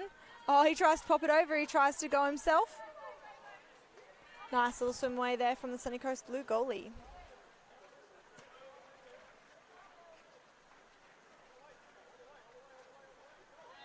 Ollie Dixon, also known as Dicko, trying to give a bit of direction there. He spots an opening, but not quick enough for Riley Corak-Davis to get there. Down the pool, Dylan Coolican, he is fresh off the Australian countries tour to Thailand, where they brought back gold in the Princess Chalaborn Cup. He goes up for the shot. He was trying to milk a little bit of an exclusion there, moving it into the player. Matt Singer isn't having a bar of it. Down the pool. Oh, looks like Rio's in the water. Riley with the ball. Ooh, a little bit of a clash there. Josh Bennett over to Steele Gribble, also on his way back. Oh, nice. Nice shot there from Steele. It just went bar out instead of bar in. Dicko charging down the pool. I reckon he might look to go to Rio, sitting on the 5 metres. Rio's just got to get a bit better position. Oh, an exclusion. Oh. A timeout's being called, courtesy of the Sunshine Coast Blue bench. It looks like an exclusion. I'll have to find out who it was. A nice drive there from Sean McDonald, excluding Noah Anstey. Oh, here we've got assistant coach and coach Bailey Johns and Maya G. The boys are keen for a little bit of a rest. We are nearly, we're nearly exactly halfway through this second quarter. The score is still 0-0. Unbelievable. Shows how physical this weekend has been. Not much left in the tank, and that's what you want to see by the time these medal matches come. And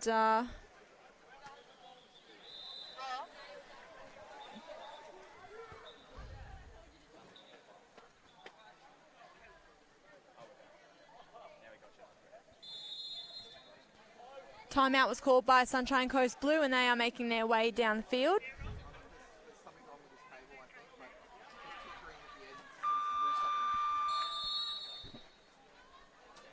Timeouts concluded. Ollie Dixon finds Rio. Rio's just come off a bronze medal win in the 16 boys competition. He takes a shot, pressures Zahn. A nice little flick there from the Sunshine Coast Blue, number 3. Zahn, nice pass down to Dylan Coolican.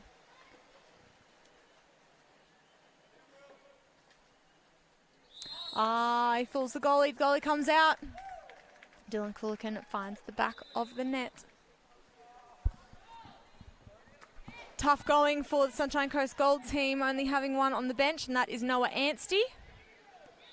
We're wanting to be sure that they can play their... will still be strong in the second half. That's the first goal of the match.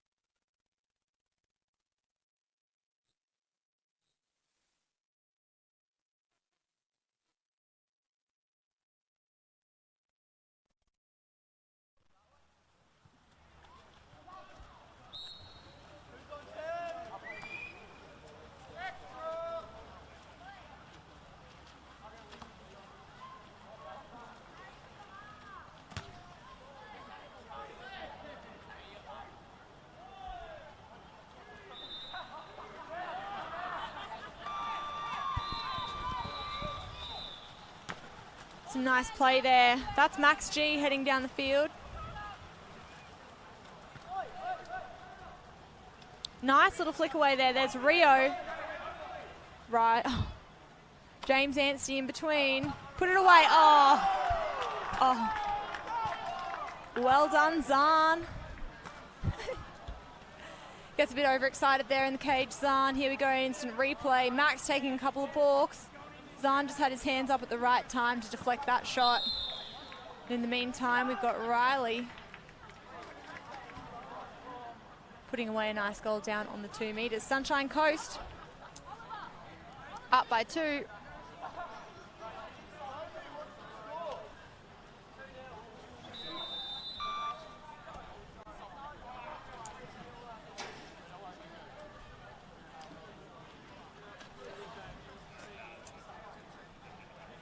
Making a couple of changes. Sunshine Coast Blue getting some semi-fresh legs in the water. It's been a big day. 3 games.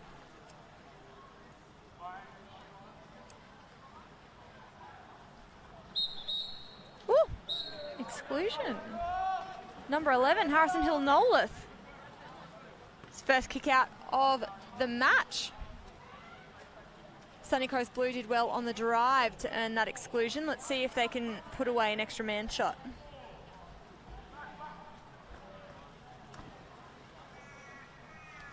Long ball over. Ooh, on the post. Oh, Harry Comiskey, that was a great shot. Steele caught with his 2 hands down on Harry Comiskey. Rear blue ball.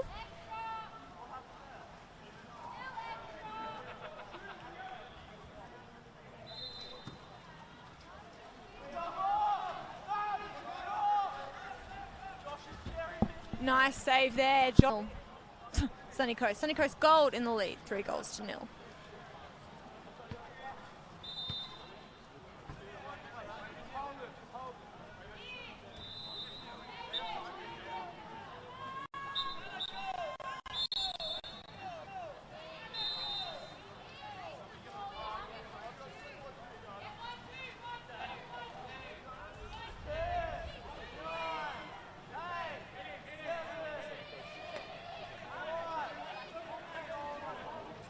Long ball, a little tip out from Zahn. That'll be 2 metres.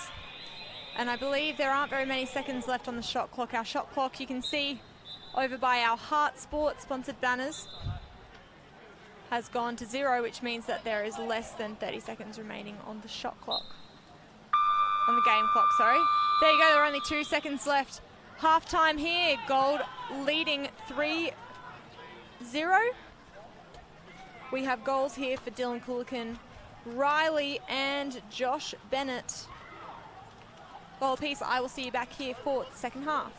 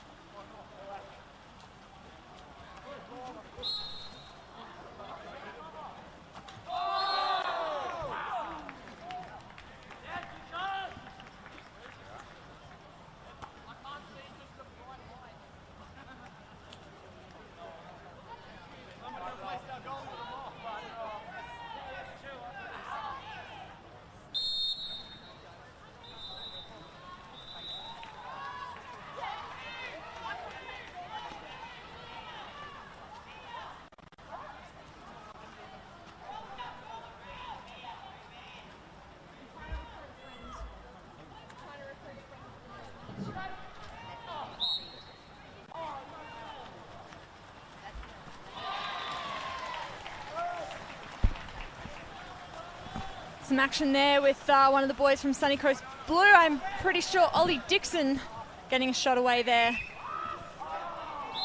against Zahn to bring the scores to 4-1. A nice little counter-attack sort of goal there from Steele Gribble as well. Harrison Hill Nolan with the ball.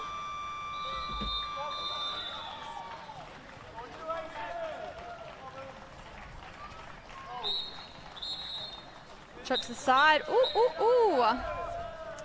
One of the referees is calling that it was a deflection, a little 2-metre. Ball is being taken back and Gold will get a fresh 30 seconds of attack.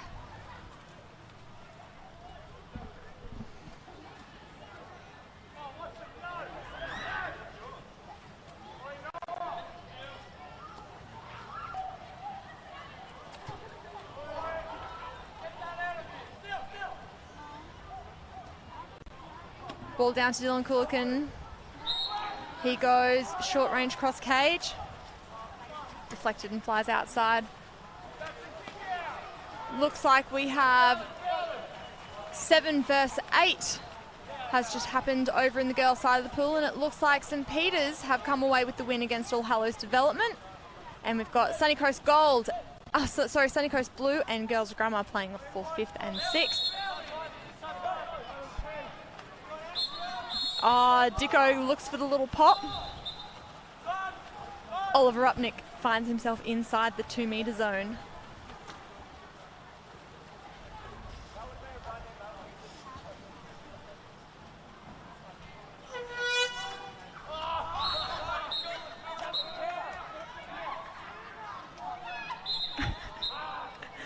Toby Fitzgerald. Toby Fitzgerald has just used his hooter to call a timeout just as a goal had taken place from Josh Bennett. Really nice goal there. Oh, and he looks like he's pulling him off too. I think he claims the hooter wasn't working, but maybe a little bit of sabotage.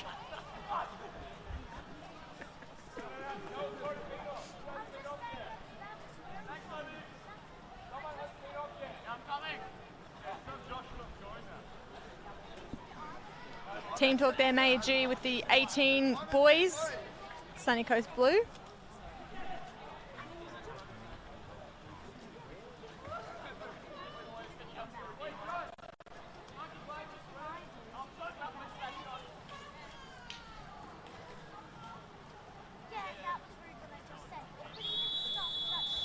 Timeout has been taken. Not much of a chatting opportunity for Sunny Coast Gold team. I think they all did it amongst each other. Here we go. Something's happening here.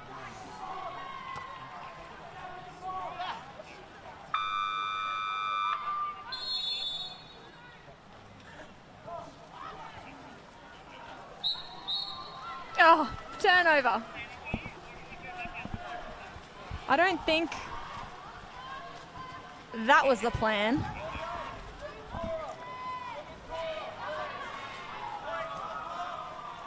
Ollie Dixon, Tora Myrosh sits in front. He puts one away. A nice bounce on that one. Friendly rivalry there between these two teams.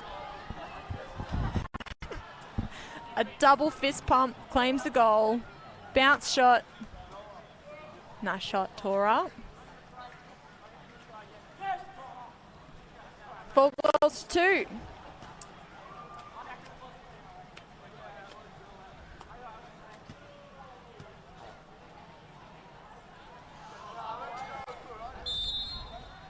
Looks like we've got about, we shouldn't have too much longer remaining in this third quarter. 4-2. I think both teams are losing a bit of steam. They don't have too many bench players, but H left by himself and he puts one cross cage.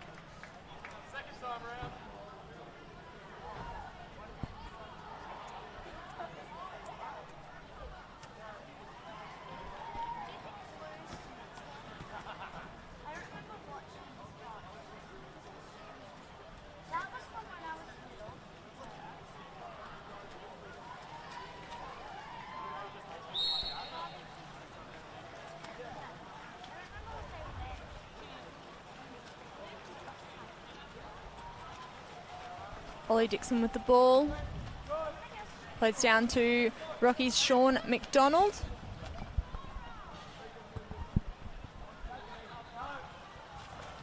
Dicko winds up. He'll take the foul from Noah Anstey. Oh, he loses the ball, but Noah does not make any effort to move away.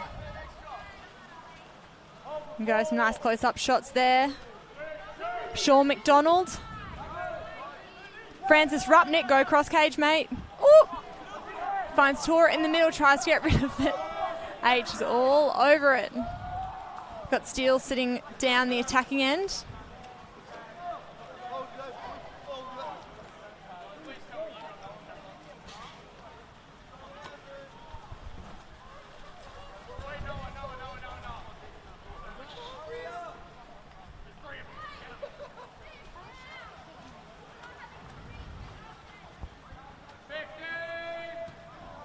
James Anstey, back to Steele, H is open. Oh! Oh! Shot clock sounded. Only a couple of seconds to go. Francis Rupnick.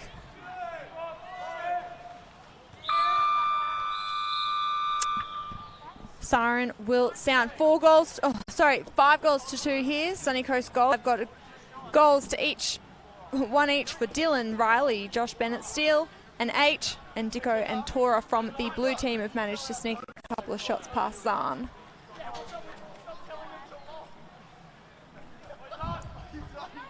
Oh, these Gold boys having a bit of laugh on the bench. We will see you back for the 4th quarter.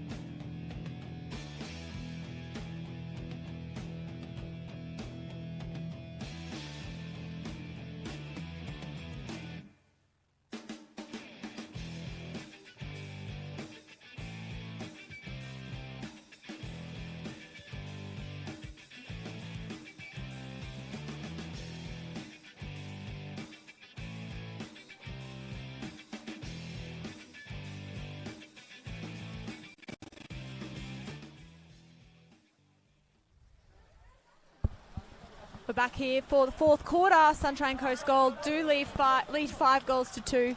And it looks like they've made a little bit of a strategic positional change here. Steele Gribble has made his way into the goals. And Zahn Sturgis is wearing cap number 10 for the Gold team. Max G will give it to Francis. Ooh, an exclusion. A nice drive in there from Francis Rupnick.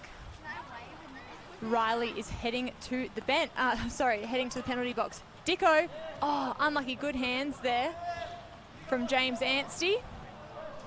James Anstey will just take the steal away from Dicko.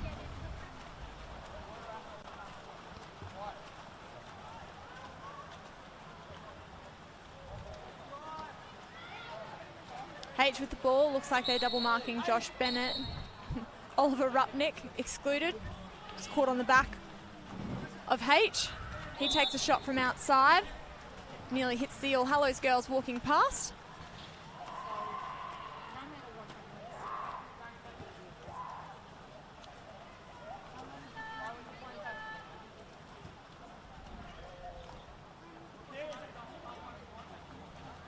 Ooh, an exclusion, that will be Noah's 3rd. Reached over Ollie Dixon, he did well there. Ollie will get the ball live. Passing it down to Sean McDonald. Ollie the left-hander. Nice movement into the 2 there from Sean McDonald. Max G, will he take the shot? Oh, Ollie moves in. Nice goal there from Ollie Rupnick.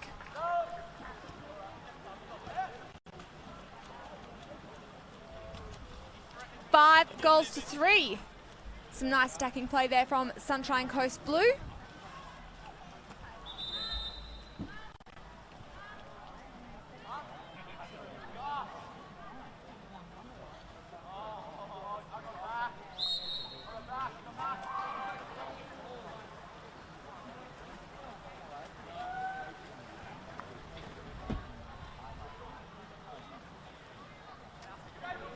James Anstey decides to take a little bit of a bounce shot there.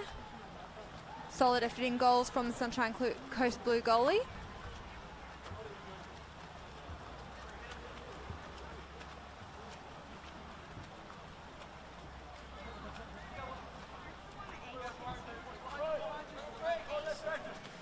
Ollie Rupnick finds himself open. Comiskey. Harry Comiskey offloads to Ollie Dixon.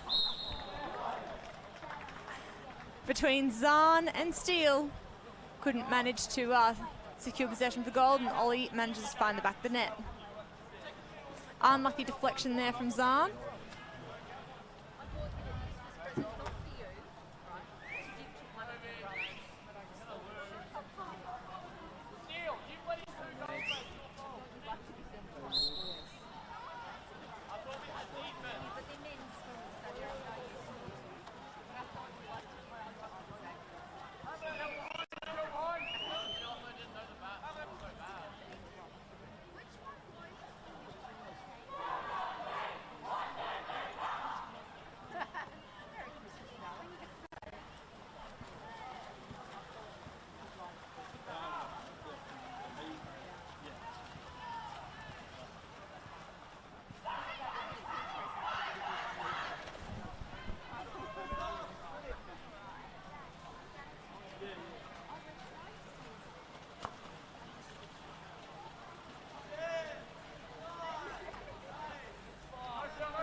James Anstey looking to avoid fouling Ollie Dixon.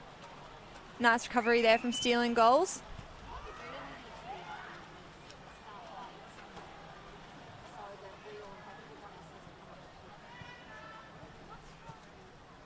Oh, ball to Josh Bennett. Nice shot. That's his second for the night.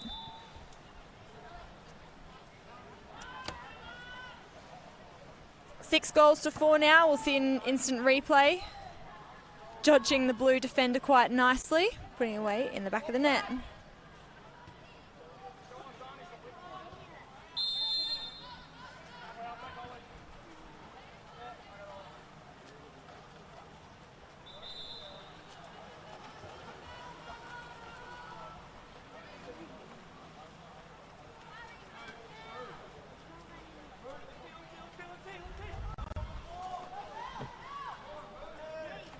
Sean McDonald, good press there from the Sunshine Coast goal. 7 seconds remaining on the shot clock.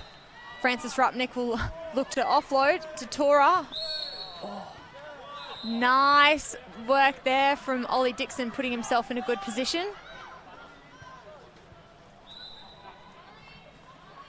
5-metre penalty on Zahn. And here we go, Steele.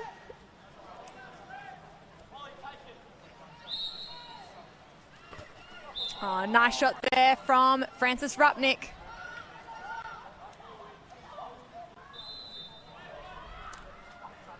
Steele's taking his time to regain the ball.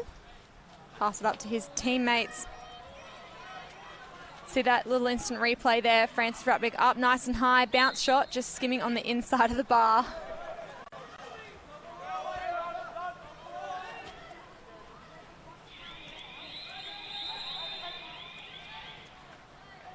Oh, nice pick-up steal there from Harry Comiskey. It's nice here under the lights at Chandler.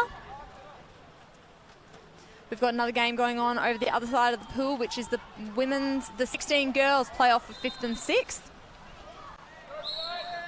We have Grammar in the white cap, Sunny Coast in the yellow. Looks like it's 0-all. Game's just started. But the action is in this outdoor one pool. Ollie Dixon takes a couple of balks. Oh, passed it off to Tora. A nice little tap in for Tora. I think the scores are locked. 6 apiece here between the gold and blue Sunshine Coast teams. There can't be much longer left in this match, and we'll see who come out the winners of this bronze medal under 23 men's game. And we have QUT and River City gearing up to jump in the water for the gold medal encounter.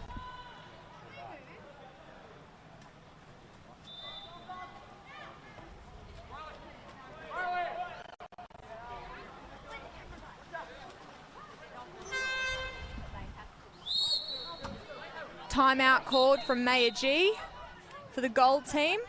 There must be less than 30 seconds remaining because the shot clocks are appearing as 0. So we'll see how many seconds there are to go.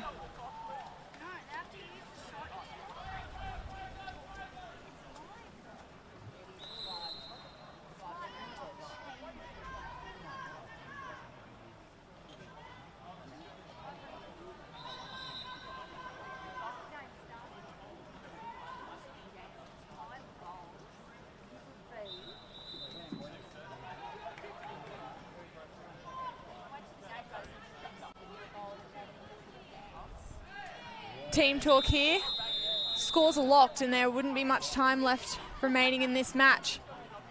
The blue boys will be coming up with a plan to try and get past stealing goals, but the gold team need to come up with a way to regain possession quickly so then they can score and take the win.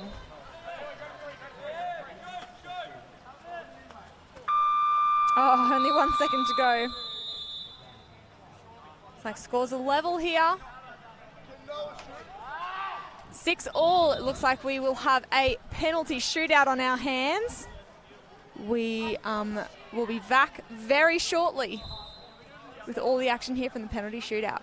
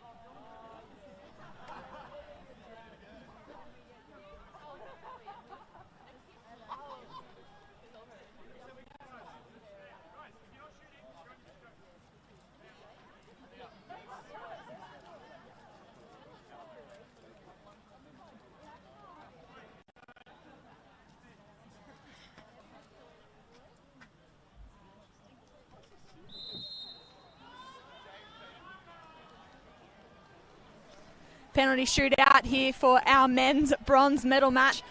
Never thought we'd have the gold and blue caps even at the end of this game. Oh, Dylan Coolican misses his first penalty shot.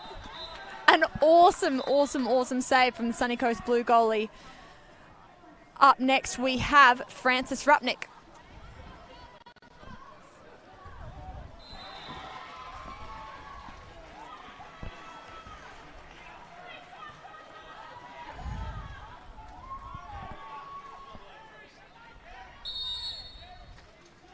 Shot, Francis Rupnick. At the moment, the blue team are up by 1. Our next shooter is Josh Bennett.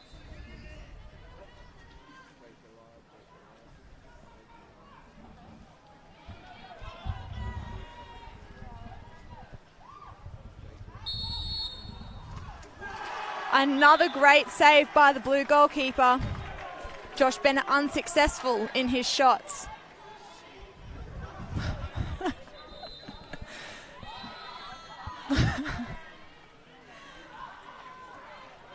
Zahn in goals. He's got to save this one to keep the boys in the game.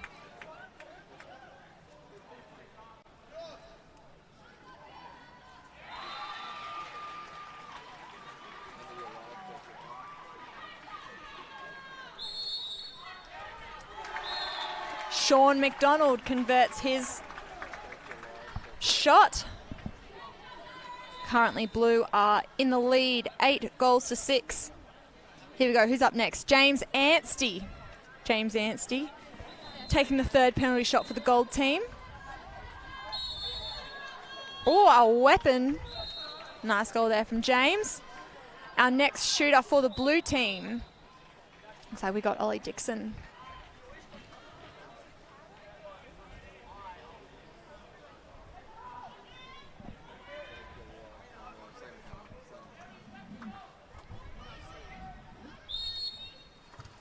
Oh, nice save there from Zahn. So out of 3 shots each, the blue team have scored 2, gold have scored 1. Up next for the gold team we have Steele. He's got to put this shot away to keep the gold team in the game.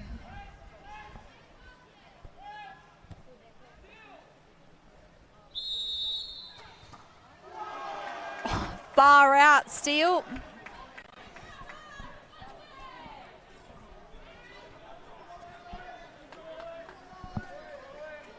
Oh, bar out. Saw on our instant replay. Here we go. Oliver Rupnick is a left-hander, so they're going to have to switch the referees.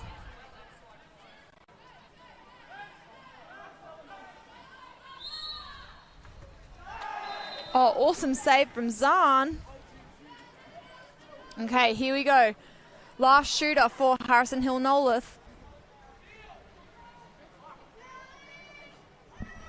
See a replay of that shot from the left-hander, Ollie Rupnick.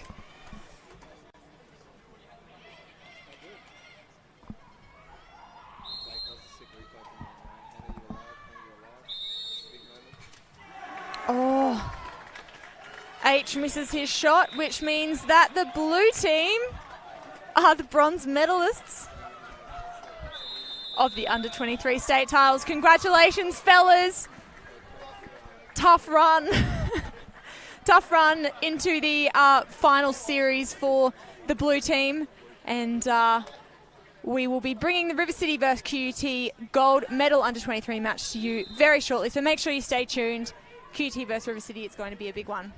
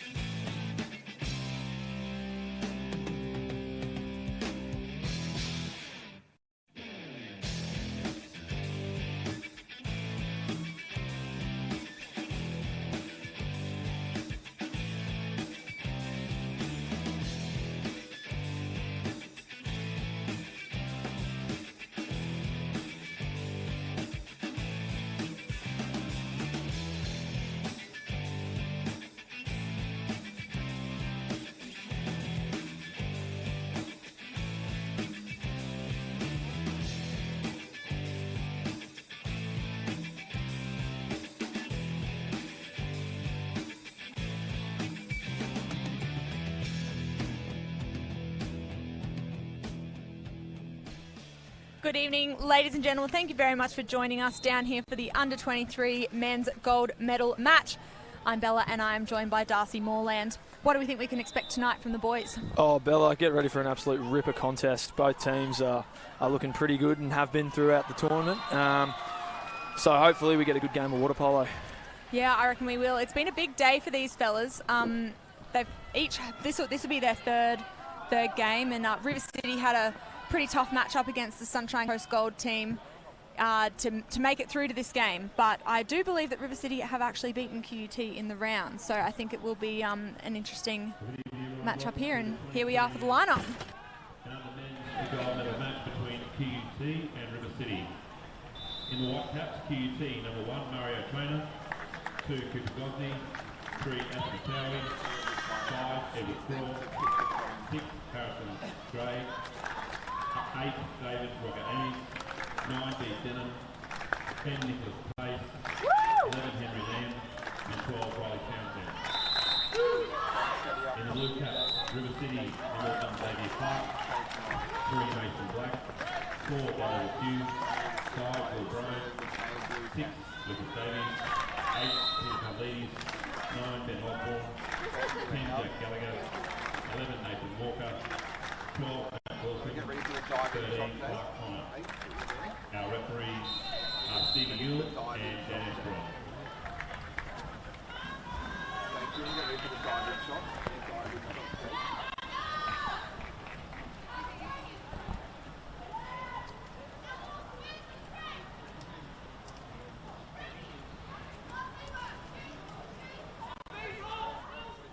Boys are just shaking hands. There is a notable absence from the QUT team, Pat Flanagan. How do you think that will affect the boys tonight? Oh, well, Pat's an absolute legend and a hero for this team, Bella, so it'll be interesting to see who steps up in his absence. I'm looking at the boys like Riley Townsend, absolute gun young player, and boys like Harry Gray and a few of the older heads, if you will, to step up and put on an absolute clinic. There you go, and you're looking at the River City team here. They're quite a young team, but led by the man in front, Peter Pavlidis. Well, Pete's a great coach. Yeah, like you said, they are a young team. I believe most of them would be under 18. In fact, I believe number 3, Mason Black, just played in the 16 gold medal match only an hour ago. So good effort from the young Black to back up for this game. Yeah, I think this might actually be Mason's 5th game of today when you take into account. Bella. I don't know how they do it. The bloke is living in the pool at the moment. And he's going to be doing it all next week.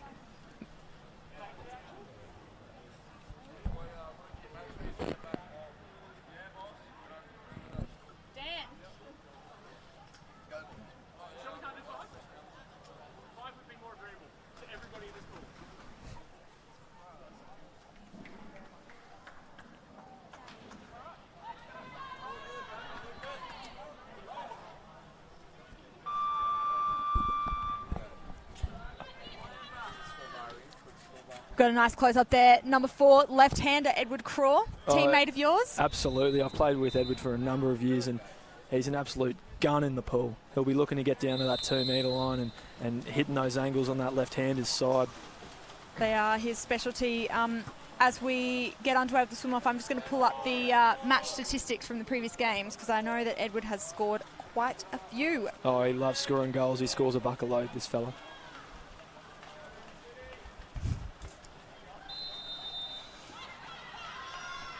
Cooper Gosney, QUT win the ball off the swim-off with that gun, Edward Craw. H. Gray. And there's the big fella. And takes a shot early. Yeah, he'll look to work himself into the game pretty early. He loves to shoot, Harry.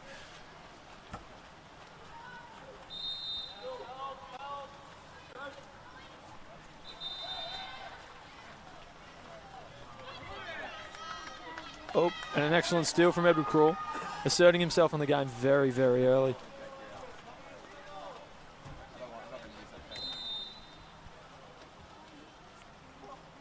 Assessing his options. There's that man again, Harry Gray. Oh, big man Jack Gallagher pinching the ball out of his hands. Oh, he is a tall timber, Jack Gallagher.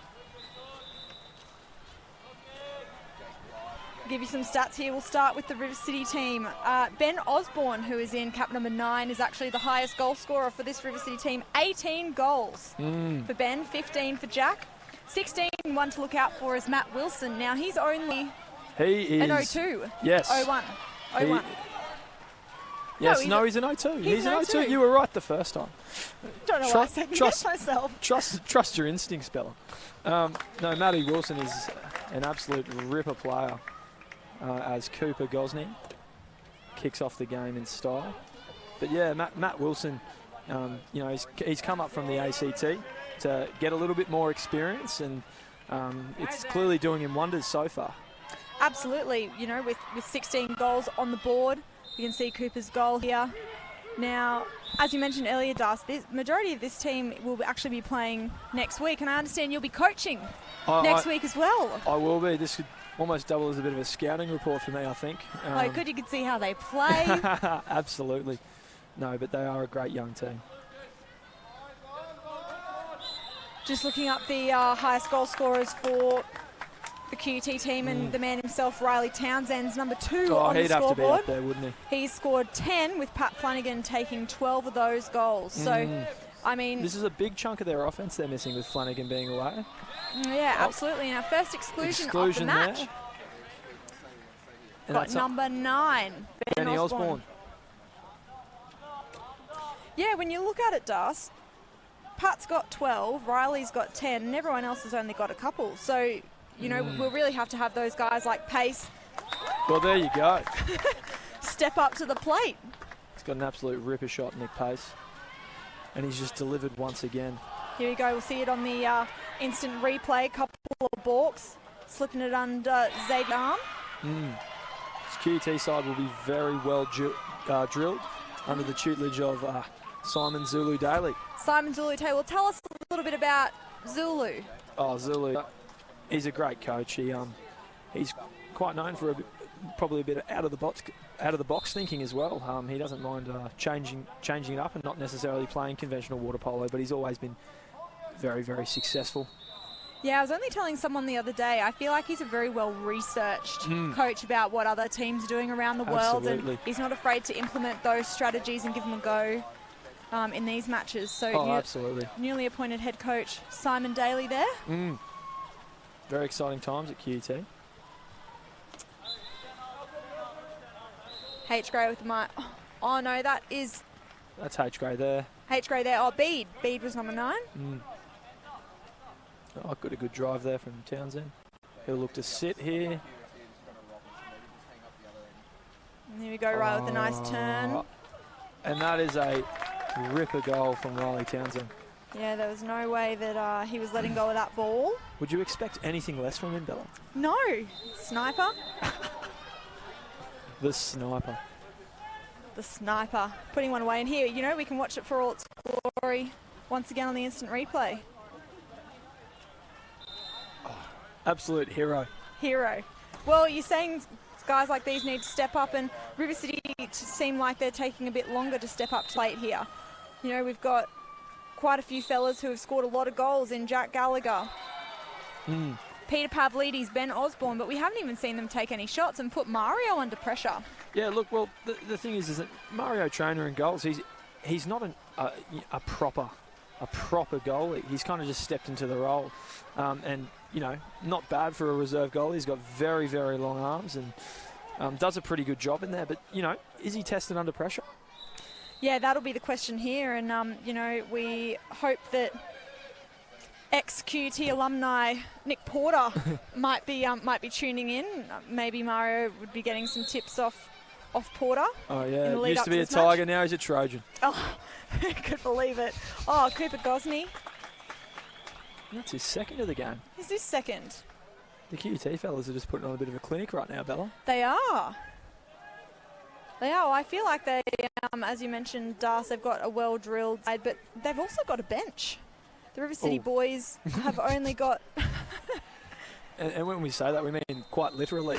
There are actually players on the seats. The River City side, I apologise, you know, doesn't have as many players, and especially in those 6-minute actuals in a gold medal match, that could make all the difference. It could make all the distance, all about who's got the stamina. Jack. Oh, no, that's Matt Wilson. What do you think about... Oh, No, that is it Jack. is Jack. That is Jack. You keep second-guessing yourself. And It's been a long day, Dars. absolutely. Here we go. I hear that. Instant replay, one of the Jack Gallagher specials. Setting up on the 5 off a foul. Beautiful bar down shot. Oh, look at that. It's poetry in motion, Bella. Be his 17th. It's his 17th goal, you say? 17th goal of the tournament. Oh, And Jack will also be backing up next week. week. So Absolutely. he'll be one to watch out for. Yeah, might have to do something about that, Bella. Oh. And Bede Denham. It's great to have Bede back in the pool. Oh, it's beautiful to watch Bede play. He's always been so good at stuff just like that.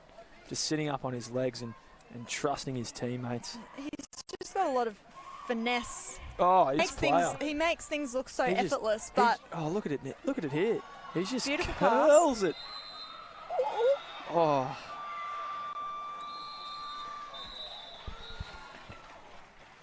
Who was the one that threw that pass? I actually think Was that Big Bopper Harry Gray? No, I don't think it was. no.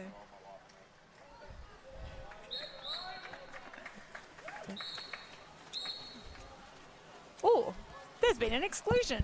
Oh, there has been. Who's Tall that? Timber. The Big Timber, yeah. Jackie G getting a little bit fired up in there. Probably an unnecessary exclusion. I feel like it might have just been something like a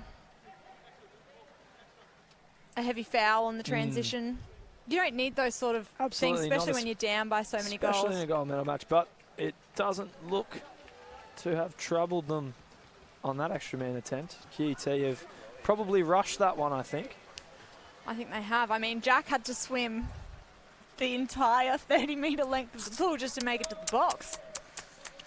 It's a long way. Oh, mate, I can tell you, it is a very long way. I'm quite thankful that that we're not, in equality completely in the water polo world, because I don't reckon I could play in 30 metres. But how cool is it being able to just set up here with the, Oh, it's absolutely the unreal. referee pontoon and I've never seen the game from this angle, Bella.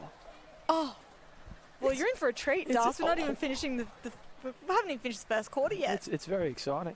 I was down on pool deck before with the old under-16 Barras. We just got that fat W in the gold medal match. I had to shout out my boys. They're probably watching the stream right now. Probably Tucked into bed, I think. I'd hope so. They've had a big weekend. Yeah, well, they've got more games for most of them as well starting on Tuesday, so I hope they're tucked into bed. You've just got young guns. G'day if you're watching, fellas. But no, it's definitely interesting. You can definitely see, you see things a little bit differently, I suppose, from a bit of a higher angle as well. Yeah, there are some, especially from our bird's eye angle that you guys are seeing there at home. You see a couple more kick-outs, I reckon, that the referees don't get to see on pool deck. But Absolutely not. 5-1. Do you think River City have got something up their sleeve? Well, look, they've just earned themselves an extra man. And who was kicked out? I am fairly sure they're going to have to convert this one to get back in the game, Bella. I think 4 goals is just, it can be difficult in this sort of game to really come back in that lead. Although, having said that, playing this actual time, anything can happen. Oh yeah, I'm just checking the comments from the live stream. Ellie. Ellie Olivia. Tadbot spotted Darcy Ryan. Yeah, I think that was from when I was on pool deck, I think. Yeah, I think so. Oh, God. Did you? What?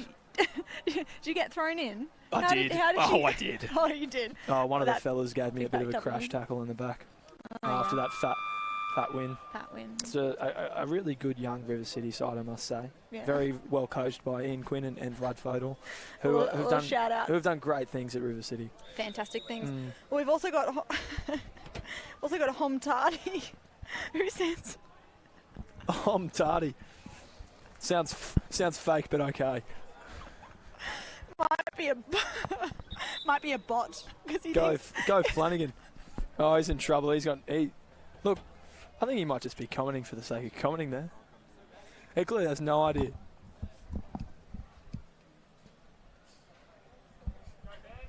Just keep sending through those comments, guys. We're happy to provide a couple of shout-outs. I actually think that Flanagan is graduating tonight. Oh, congratulations. University. Congratulations to the big fella. Next, he just needs his driver's license. Who needs a driver's license, Bella, when you're doing all your driving in the pool, like Pat Flanagan does? He's an absolute weapon, especially when he gets in close to those 2 metres. Oh, it was Pace coming back in from the exclusion what a box. save. Now, Xavier Clark has been on fire. Das, I don't know if you've seen too many of these under-23 games. Oh, you're kidding. Oh, Cooper Gosney must be pulling his hair out. He has no idea how to get past the big fella. I think something's switched on here for Xavier Clark. We'll see that instant replay. Ball goes into Cooper. No, thank you. Oh, he's been smacked in the head. Oh, that was unreal. Oh, an offensive. Oh, and there's been... Oh, Riley Townsend. He's gone. I don't Oh. know if he has seen that he's gone, though. Oh, Yeah. he's moving to the box now. I reckon he might be happy for a little bit of a rest. He seemed a little bit grumpy before Riley, but hopefully he can kind of, just reset. This is an important attack for River City, I feel. I feel like the momentum needs to get shifted here. Who's that? Jack Gallagher. Oh, And Jack Gallagher, great support there from Edward Craw in front of absolutely. goals. number 4, Edward Crawl. He likes to dabble in a bit of goalie. Oh, he does. Oh, he does, doesn't he? He does. I'll That's be on a beat Denham. drive there. Here, time Jack, for a bit of finesse, I think. I reckon tall timber. Twice as big as Bede. So he did well to put that one away. Jack's a little bit filthy at himself, I think. Nathan Walker was probably in a slightly better position to take that shot, and Yes. and Absolutely. Jackie has probably, he's a little bit upset, and yeah, as you can see in the instant replay, I think he was Yeah. saying, drats. Yeah, it looks like Oh, there's the big fella. looks like he's having a bit of a breather. Old Jacko. Oh, and beat Denham. Oh, a great exclusion call there on Matt Wilson. The kid doesn't stop. And there's Harry Gray, and there's a quartet of them heading up the pool. They should be in. Who's going to take it? Oh. And Riley Townsend has missed what could only be called the Waterpolo's equivalent of a sitter. And I think he also was a bit upset about that one. Especially after his exclusion. He swam he's- all that way. Oh, drats. Oh, he has no idea where Here the we ball go. is. Oh, he's making up for it now. Oh, I got money on him scoring here, Bella. Well, how many we got here? And Ed's going to turn. Oh, Riley's got a little bit of space. No foul given. Matt Wilson, Riley Townsend doing battle. 12 and 12. Cooper Gosney, nice little drive in space. Good block there from Mason. How did he manage that? Cooper Gosney, when he is on fire. He's on. That's a hat trick. Is that 7-1? 1, 2, 3, 4, 5, 6, 7. Unreal counting, Bella. It's also on our screen. I just wanted to make sure. Yeah, I was... Good stuff, mate. As you said, long day. Das beat- Long day. Apologies to everyone at home. No, you don't apologise. It's fine. Oh, well, it's a bit of entertainment for your Sunday night, you know. Oh, absolutely. What more would you want? Tune into the live stream on the couch. Oh, there's Pavlidis. Now, I believe Pavlidis may be carrying an injury into this game. I tell you, I put Pete through his paces today. I reckon he's refereed 5 games. Oh, wow. He's coached 3 games. He's played 3 himself. Saw him hobbling during the gold medal game. Might be his hip. Absolutely. And he also he's been in the wars of late. He's split his head open on Steel Gribble's noggin. Oh, Steel Gribble. Oh, Pete. His first Oh, exclusion. and no, they butchered it. Oh, Xavier. Harry Gray has just been saved there by young Xavier. And I think QT will be ruining the missed opportunity. You know, 7-1, Here but we still. go. No, Oh, what a thank you. replay. No, thank you. You're not coming in this goal, he says. What do you think about that camera work? Oh, the camera work is phenomenal. You're getting an all angle. Oh, and Harry that Gray really makes hit. up for it, and he gives him the stare down. H. Gray pops himself on the scorecard for tonight. The camera work's been phenomenal, Bella. I actually noticed when I called a timeout in the 16s game, and almost just popped up in the middle. I didn't even know where it came from. It's like a leprechaun. You got to time down, otherwise he just disappears. It was wild. It was wild. He was all over the shop. You wait till you watch your replay. I did a couple of cheeky winks for the camera as well. You're a showman, Das. Oh, I am. I can't help it. No, that was unreal footage. Oh, here we go. Come on, Come River on, City. come on. Oh, and these QT boys are strangling the life out of this game. They are. And the tall timber wants it. He's Nathan Walker. Oh, I reckon Nathan Walker could have probably even taken that himself. Yeah, look, it did look like the best option, and Riley Townsend putting in some serious work in centre back, and may have created himself a little opportunity if they want it. That's B. Denham coming up the pool. Oh, B. Denham. Oh, Edward Craw, this is his specialty. And Edward Craw puts it in the back of the net and says, sorry, Xavier. That is the Ed Craw special, that lefty. It went bar, noggin. Bella, I believe Back that's of the what the kids call it, JFK. Is that what JFK's I called? believe that's what they call it. There you go. Bit of polo lingo. Yeah, for the viewers at home if you're watching. Just in case you hear What? something poolside. You learn something new every day. Oh, I do. I do for sure. I can just tell you love learning, Das. I'm so glad you're here. Yeah, me too, Bella. It's been an absolute rip a couple of days. Who's that? Maddie Wilson. Oh. Oh, And good pick up there. That's H. Lamb. Henry Lamb is absolutely killing it tonight, A good. I think. I reckon it's the first time he's hit the water. Yeah, But, he's been you know- supporting well on the bench. You got to think about all angles here, Bill. Oh, look. It must be, all the support that he's had from... Oh, wait on. Oh, Oh. damn. I thought he was going to... Henry, that was yours, mate. It's Cooper. Nice save there from Zave. Oh, Zayd probably could have got to that one. I don't know if he needed to give away the 2 metre there. Yeah, here we go. Look at this angle. And that's actually really good work from Gosney. He's just waited for Nathan Walker to put his arm down, and then he shot. And he's earned his team another attack. Yeah, he's been clinical. Oh, clinical is that for it, Bella. You know, he's probably only taken 4 shots and hit 3 of them.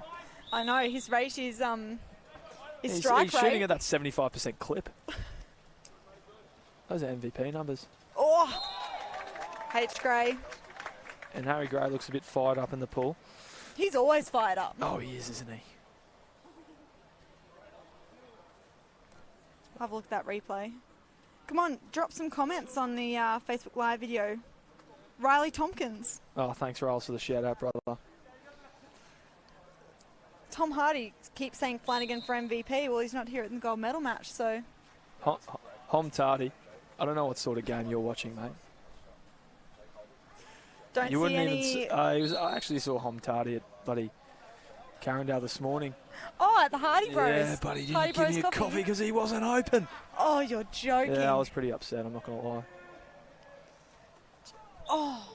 Is that a 2 metre? No, it's Oh, not. I thought I heard a little I deflection thought there somewhere. was a touch there, Bella. Maybe we should look at the instant replay. Oh. Oh, a little bit too far gone there, but, you know. Oh, hang on. Oh. Turnover. Get to the ball quick. Oh, nah, QT. I was hoping that might be an opportunity for River City to pop one in over the top of Mario, but the ball's got to go all the way back. You got to be pretty. Oh, you got to be pretty fast to get one past Mario. Yeah, he's He's just His like the arms are cartoon longer than the character, Bella. cage. He's so quick. Mason Black. Oh, 2 hands blocking, I think. It's pretty suspect. Mason Black. There was a lot of power behind that shot. That poor fella has played so many games today. Oh, and he's I swimming can't 30 metres. I do believe not it. envy him. I do not envy him one bit, Bella. I reckon he would have played. He's got to at least have played 12 games over the last 3 days. 30-metre pool, actual time. Well, he'll be fit. He's playing next week too. He's going to be tired. I think H. Gray wants this ball, and Cooper obliges, but Harry can't seem to get it away. Well,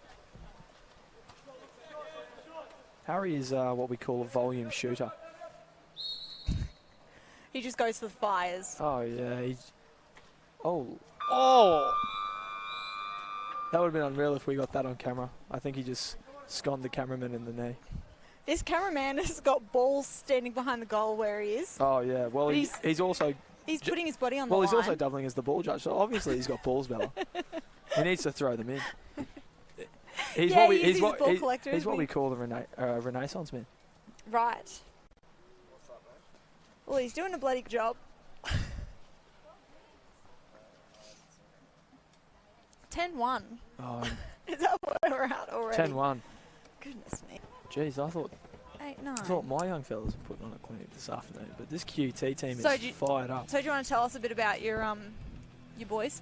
Oh yeah, so just a really good bunch of young blokes. Those under 16 Barracudas, actually the under 16 age group in Queensland. They really, really young, interesting players who very well spread out. And we happened to get the win today. Yep. I think we won 9-1 or something. Something like But that. it's just a credit to the boys and their defence. They played very good defence today. Yeah. They've really shut down old Mason Black. Yeah, well, look. Was that part of the game plan? Oh, of course. You know, we identified him as a player with a lot of talent, and wanted to make sure that we were doing the right things out there. And I actually said to the boys at 3/4 time. Oh, that was nice and loud. Tigers chant. Oh, that was loud. I said to the boys at 3/4 time, let's get a shutout. Let's get some goose eggs on the scoreboard. But unfortunately, it was a rebound goal. Yes. Max Collison was not happy Oh, no. about that. Oh, he got a lot of heart, Max Carlton. He always does. He's plays. He very always plays passionate. to the last whistle. He's a very, very passionate fella. We're about to kick it off again. And look, River City, we need some sort of almost Disney-esque sports movie comeback here. I watched the Mighty Ducks this morning, actually, Bella. Oh, did you? So Give that's yourself what, a bit of motive. yeah, just thinking about. I was just thinking about that movie. Maybe they could try some sort of flying V or something. Something of that ilk. Well, I think with this angle, we might even be able to see any underwater action. You know, sometimes they like going the submarine. Oh, the old sneaky. Yeah, well, that's a skill learned in the backyard playing submarines, battleships, and Yes. and the like. Everyone's favourite game. Oh, they're kidding. Absolutely. Riley Townsend. Riley, he's won the swim off. Look at him go. Oh, and that's a push shot. He scored a nice one of those in their game earlier today. He's been working on it at training, actually. At the Queensland. Well, we haven't. The team hasn't been named yet, Bella. Has it? Oh, okay. I'm not going to say anything. Anyways. Oh yeah. And I've seen him working on his push shots, so it's really good to see him getting a little bit of opportunity to practice them here tonight. Practice, yeah. I mean, it's a pretty. It's one of those shots you learn when you're 14 years old, and you know, never kind of leaves the arsenal. The Ben Osborne. Fun fact about Ben Osborne, they actually nickname him. His nickname is the Blizzard. Yeah, tell us how that came about. It's just because, you know, when he plays like a snowstorm. He's just wild and dangerous. I like the Blizzard. Yeah. Here we go, Xavier Clark. Oh, I reckon if he was about a centimetre to the right. And Harry Gray. Watch this. Oh, he was bloody close. Yeah, look, he just got caught out by that cross pass. I reckon if he had just... He did.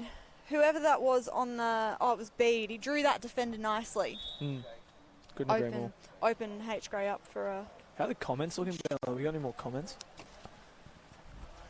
My phone doesn't die. Let's have a look.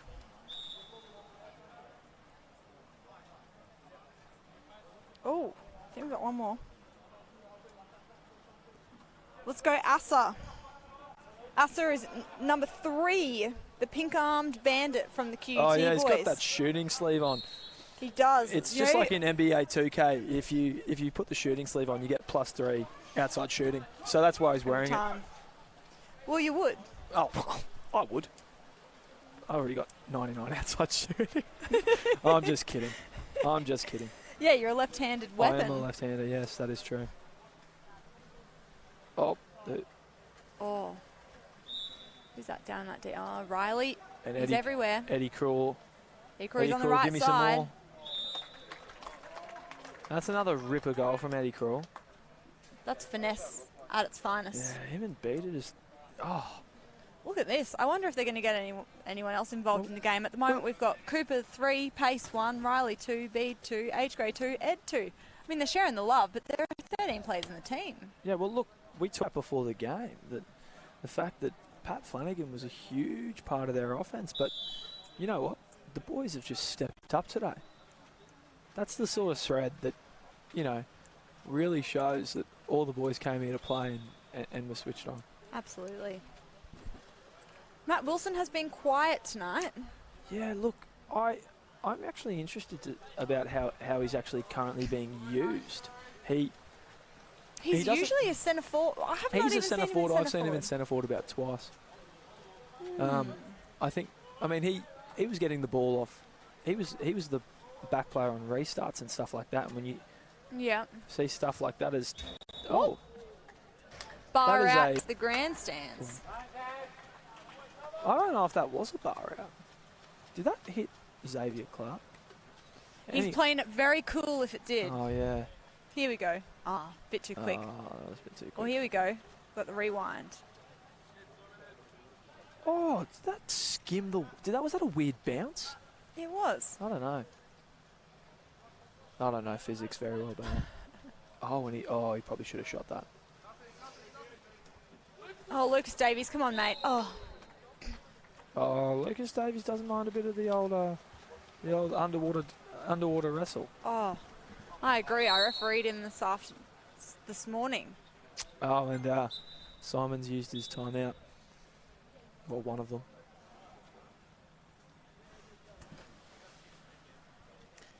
Those of you at home, sometimes these timeouts can be quite painful in situations, especially when you're up by 13 goals. But I understand this, this can be training purposes. Is he just trying? Oh, yeah, he's given... Oh, there's Asa. You know, if you look... Yes, there he is. Hopefully he can smash some outside shots. But if you look at that sort of thing, you know, you've got Cooper, Pace, Riley Townsend, Bede Denham, Harry Gray and Ed Krul, who have all scored goals. You know, we've still got quite a few players who are yet to get on the score sheet. Yeah. I think he's giving some of these fellas an opportunity to prove themselves. It's nothing like an opportunity. Oh, absolutely. A couple seconds left in this timeout. A strategic subbing chance for Coach Simon Daly. See what QUT can muster up.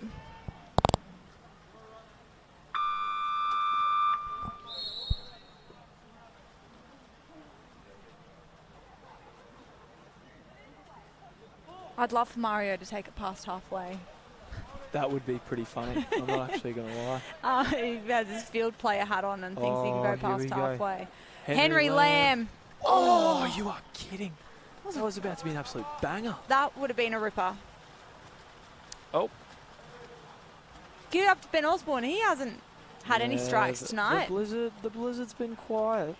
No snowstorms on the bloody weather forecast, clearly. No. Yep. Peter Pavlidis. And surely oh, no. Oh. I'd love to see the instant replay on that one. Pete Pavlidis. You are kidding. He's injured. He's playing injured. We He know is it. playing injured. That's a little sneak attack. Maybe this was a little bit of a benefit of the doubt kind of shot. Foul here. Borken. To me, that's a play of the ball. If I look at That's that, not one. That's not one motion. Yeah, he's picked it up. He's kind of taken a step, flipped the ball over, and then lob. So how many steps was that? He did Oh. 4 things there. Oh, that's too many. Way too many. Oh wait, Jack Gallagher. Oh, he's back in the water. Tall Timbers in the water. And here we go. Oh, You go Matt Wilson. I want to see a turn or a foul here. Matty Matt Wilson's got to look a bit more hungry for a goal. Oh, there we. Oh. Henry Lamb's gone. He's seeing an opportunity here. Look at this. I think Matty Wilson might be a bit frustrated at that one. He's got a little bit of a hot head, Matt Wilson. Well, he's young. Noticed. He's got time. He's got time. He's a great player. He I can't is. speak highly enough about him. Training with him, I think he's got a lot of potential, and he is a great player. He'll be a great player, and he will do very well next week, I'm sure. Yes. Exhibit Matt Wilson. There you go. You know, maybe he just needs a couple of calls against him, and maybe that's what's going to fire him up. To G him up, yep. Well, I mean, QUT haven't scored in a little while. Yeah, Uh-oh. That's not good. They're going to have to put on bloody Cooper. Cooper. Wait, he might already be in the water. No, is he? Nah, he's taken in some big ones. Oh, and here we go. Just wait for him. Just wait. The boys just have to get a little bit more patient. All right. Surely not. Yeah, that's a kick out. Lucas Davies. He's really milked that extra 1 metre of space rule there to his advantage. Rules are there to be bent. Are they? Yeah, actually, you're not wrong, Bella. Sniper fires. That's a hat trick for Riley. Riley QT are up 14-3. He needed to step up, and he has. There we go. Short.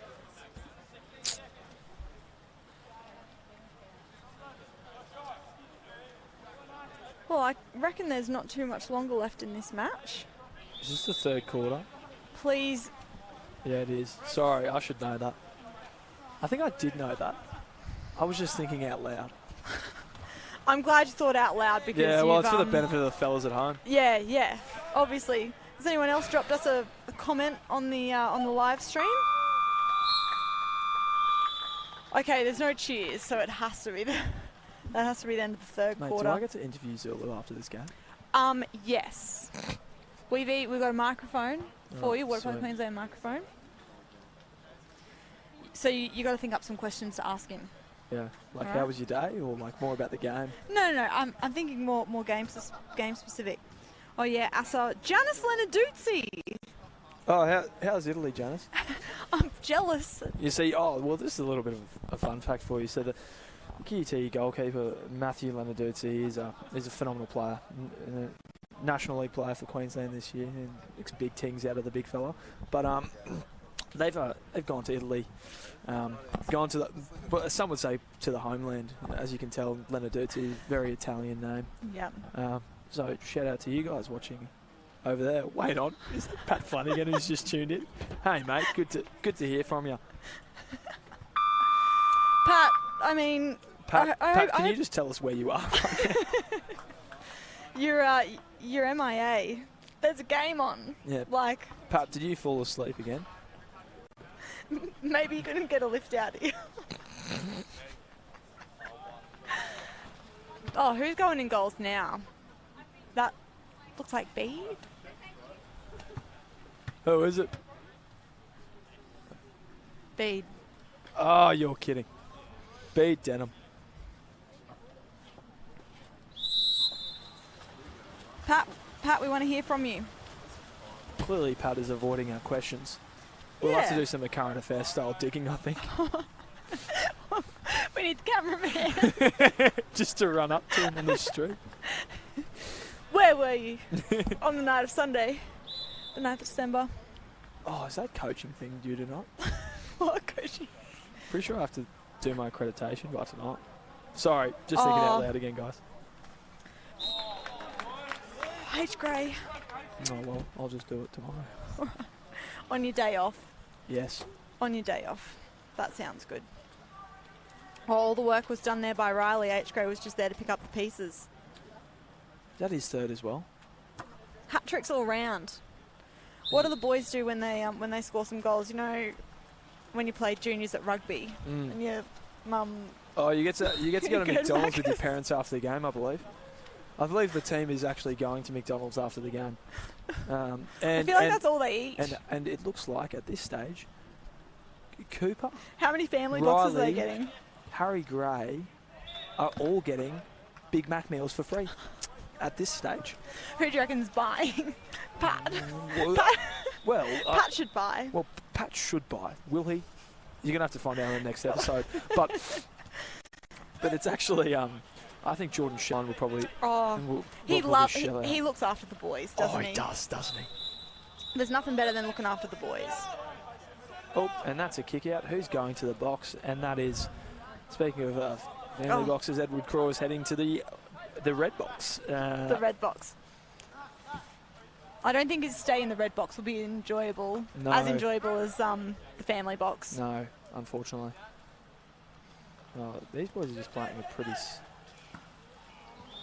I reckon the blizzard might have been open on that one. Yeah. That's the thing about the blizzard. Yeah. You never know what to expect, do you? Well, it's a blizzard. Oh, here we go. And Mario's about to absolutely punish the top corner. Hey, you know who we haven't heard from tonight? Who? Oh, I was going to say Pace. He scored early on, but I haven't seen him in the water since. Oh, he's doing a ripper job, I think. I've seen him in the water a couple of times. Quite odd Pace, but Mario appears out of goals, scores a goal. Impact player. Clearly he can just do it all. Man talents, Mario Trainer. And he can also ride unicycles, I've heard.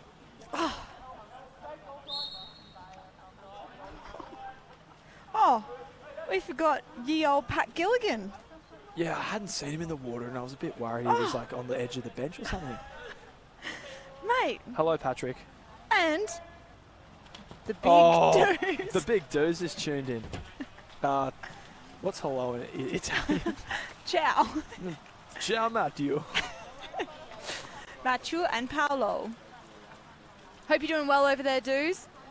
You might have to talk tomorrow about how's the spaghetti?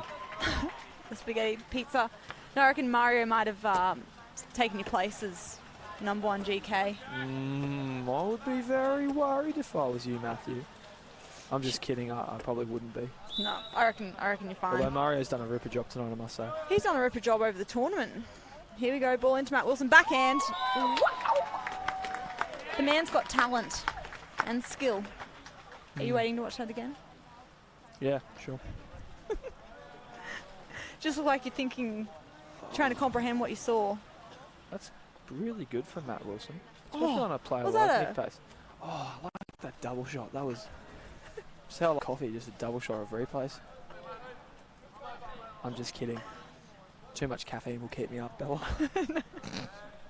We can't have that. We've already been here for 3 days. Do you reckon our commentary's scaring people off or making this game more interesting? That's what I want. I'd love to hear from the viewers. I'd love to hear from the viewers what they think about our commentary. Oh, Asa just got block partied, but Riley earns himself an extra 6-pack of nuggets with that one. He's top goal scorer tonight. I'm not surprised. For the Tigers. Tigers have really roared. It must have been that. It must have been that chant at the beginning. QT Tigers. Yeah, it's one of the. Well, actually, 17-4. We can probably just be a little bit casual with the conversation. What are your favourite water polo chants? Why don't you kickstart us off with your favourite chants? I don't mind. Bleed the green. Oh, bleed the green. Whoever came up with that is an absolute genius. Who was it? Me. You're kidding. I just cramped. Too much coaching today, Das. Yeah, too much standing. Oh. What do you think about the I don't know if you watch too much chicks polo, but the mermaids? I like it. It's themed. Yeah, see, I think the theme... It's relevant. Yes, for example, if you were to, I don't know, have a team called... the Tigers. The Tigers, or maybe even like the Thunder, you could slap the water really loud and it'd be like Thunderclap. I think you're onto something. Yeah, I do too. Anyway, stay tuned, fellas. Yeah, in progress. Oh! He's tried the wraparound. Yeah, around Jack Gallagher. Yeah, those long arms. He managed to get around, but it's just been funneled straight to the goalie. Oh, Edward calls it. Do a sneak attack, mate. Oh, and I was just about to ask where the other craw has been, but he's been coaching. Coaching. Yeah, he's been coaching the under 16 Cooters. We actually played them in the semi-final this morning. I think we beat them 9-0, I reckon. 9-0. Yeah, that's just... Oh! The Blizzard. And that's why he's called the Blizzard. Because when it happens, it's an absolute storm. Here we go. Let's see how many hands this touches before it goes in. Oh. Yeah, well, when there's a blizzard, the visibility is down. So Visibility clearly is that's down. what happened. Yeah. That's why they didn't block it. Yeah, absolutely. Come on, oh. Still some very vocal supporters here, which is great to see. Yeah, what do you think about this setup? How many people were down here for your game, Das? Gold medal match. And it's, you know, a bit of an atmospheric feel. Probably more than the State of Origin, fella. Yeah. Well, I think we're looking at about 52,000 we're here. Isn't River City and Barras really the Waterpolo version of the State of Origin? Well, I'd say Queensland versus New South Wales is better. No. I mean, like the club version, the club rivalry, you know? Yeah, well, the same kind of impact it has that State of Origin does. Oh, that's a fat kick. Oh, that's a 5. I thought that was a 5, but I don't think. Anyway, ye old experienced Mr. Esperon will make the decision. Who got kicked out there? Oh, it's Nathan Walker. Come on, mate.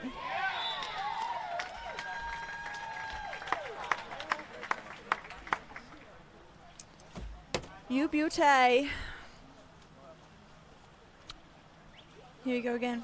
Extra man. There's Asa, the waving pink baller. Yeah, he reminds me of some of those NBA players that wear those shooting sleeves. Yeah. It's fact. No, it legitimately performance enhancing. is like wearing skins. Like when you're running, it works. It works. I mean, it doesn't actually, but it looks cool. So, there you go. There you go. Good on you, Asso.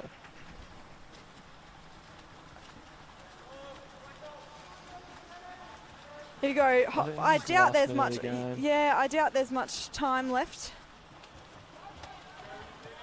Here we go, Matt Wilson. Put one away for us, mate. Make sure the boys take you to Macca's. Yeah, well, that's 3 for him. So he's getting a Big Mac. Matt's getting a Big Mac. Surely a Big Mac meal. Oh. Large one. Well, 17's. Yeah, look. You know what? I'll even donate a couple of dollars for him. Oh, mate. Yeah. Matt Wilson supporter. I am. Yeah. Big fan.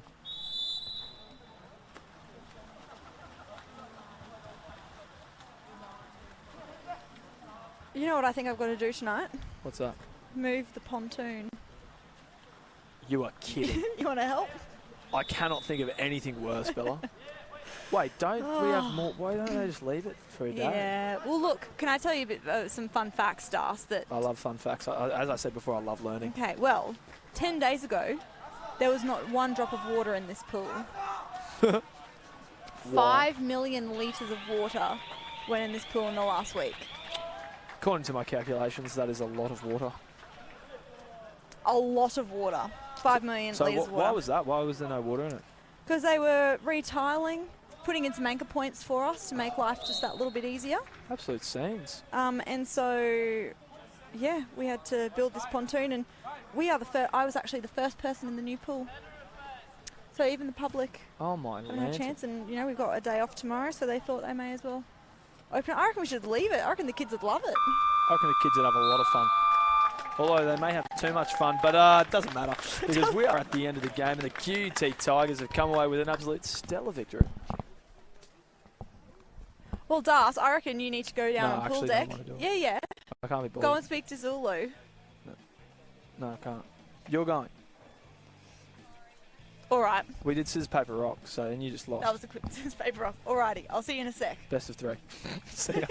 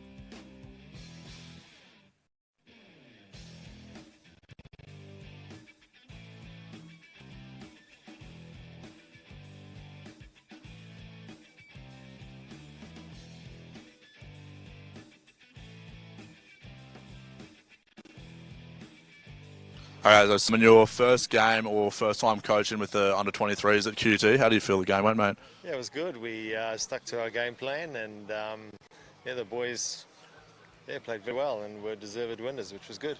Very good. So I'm sure it's good to see some of the people come out of the woodwork like Nick Pace and Bede and H. Gray. So how do you think overall the team performed? Oh, they were outstanding, and throughout the whole week they were good, and we knew what the game plan was leading into the last game, which was the grand final, and everything came together, which was good. Beautiful. Thanks, Simon.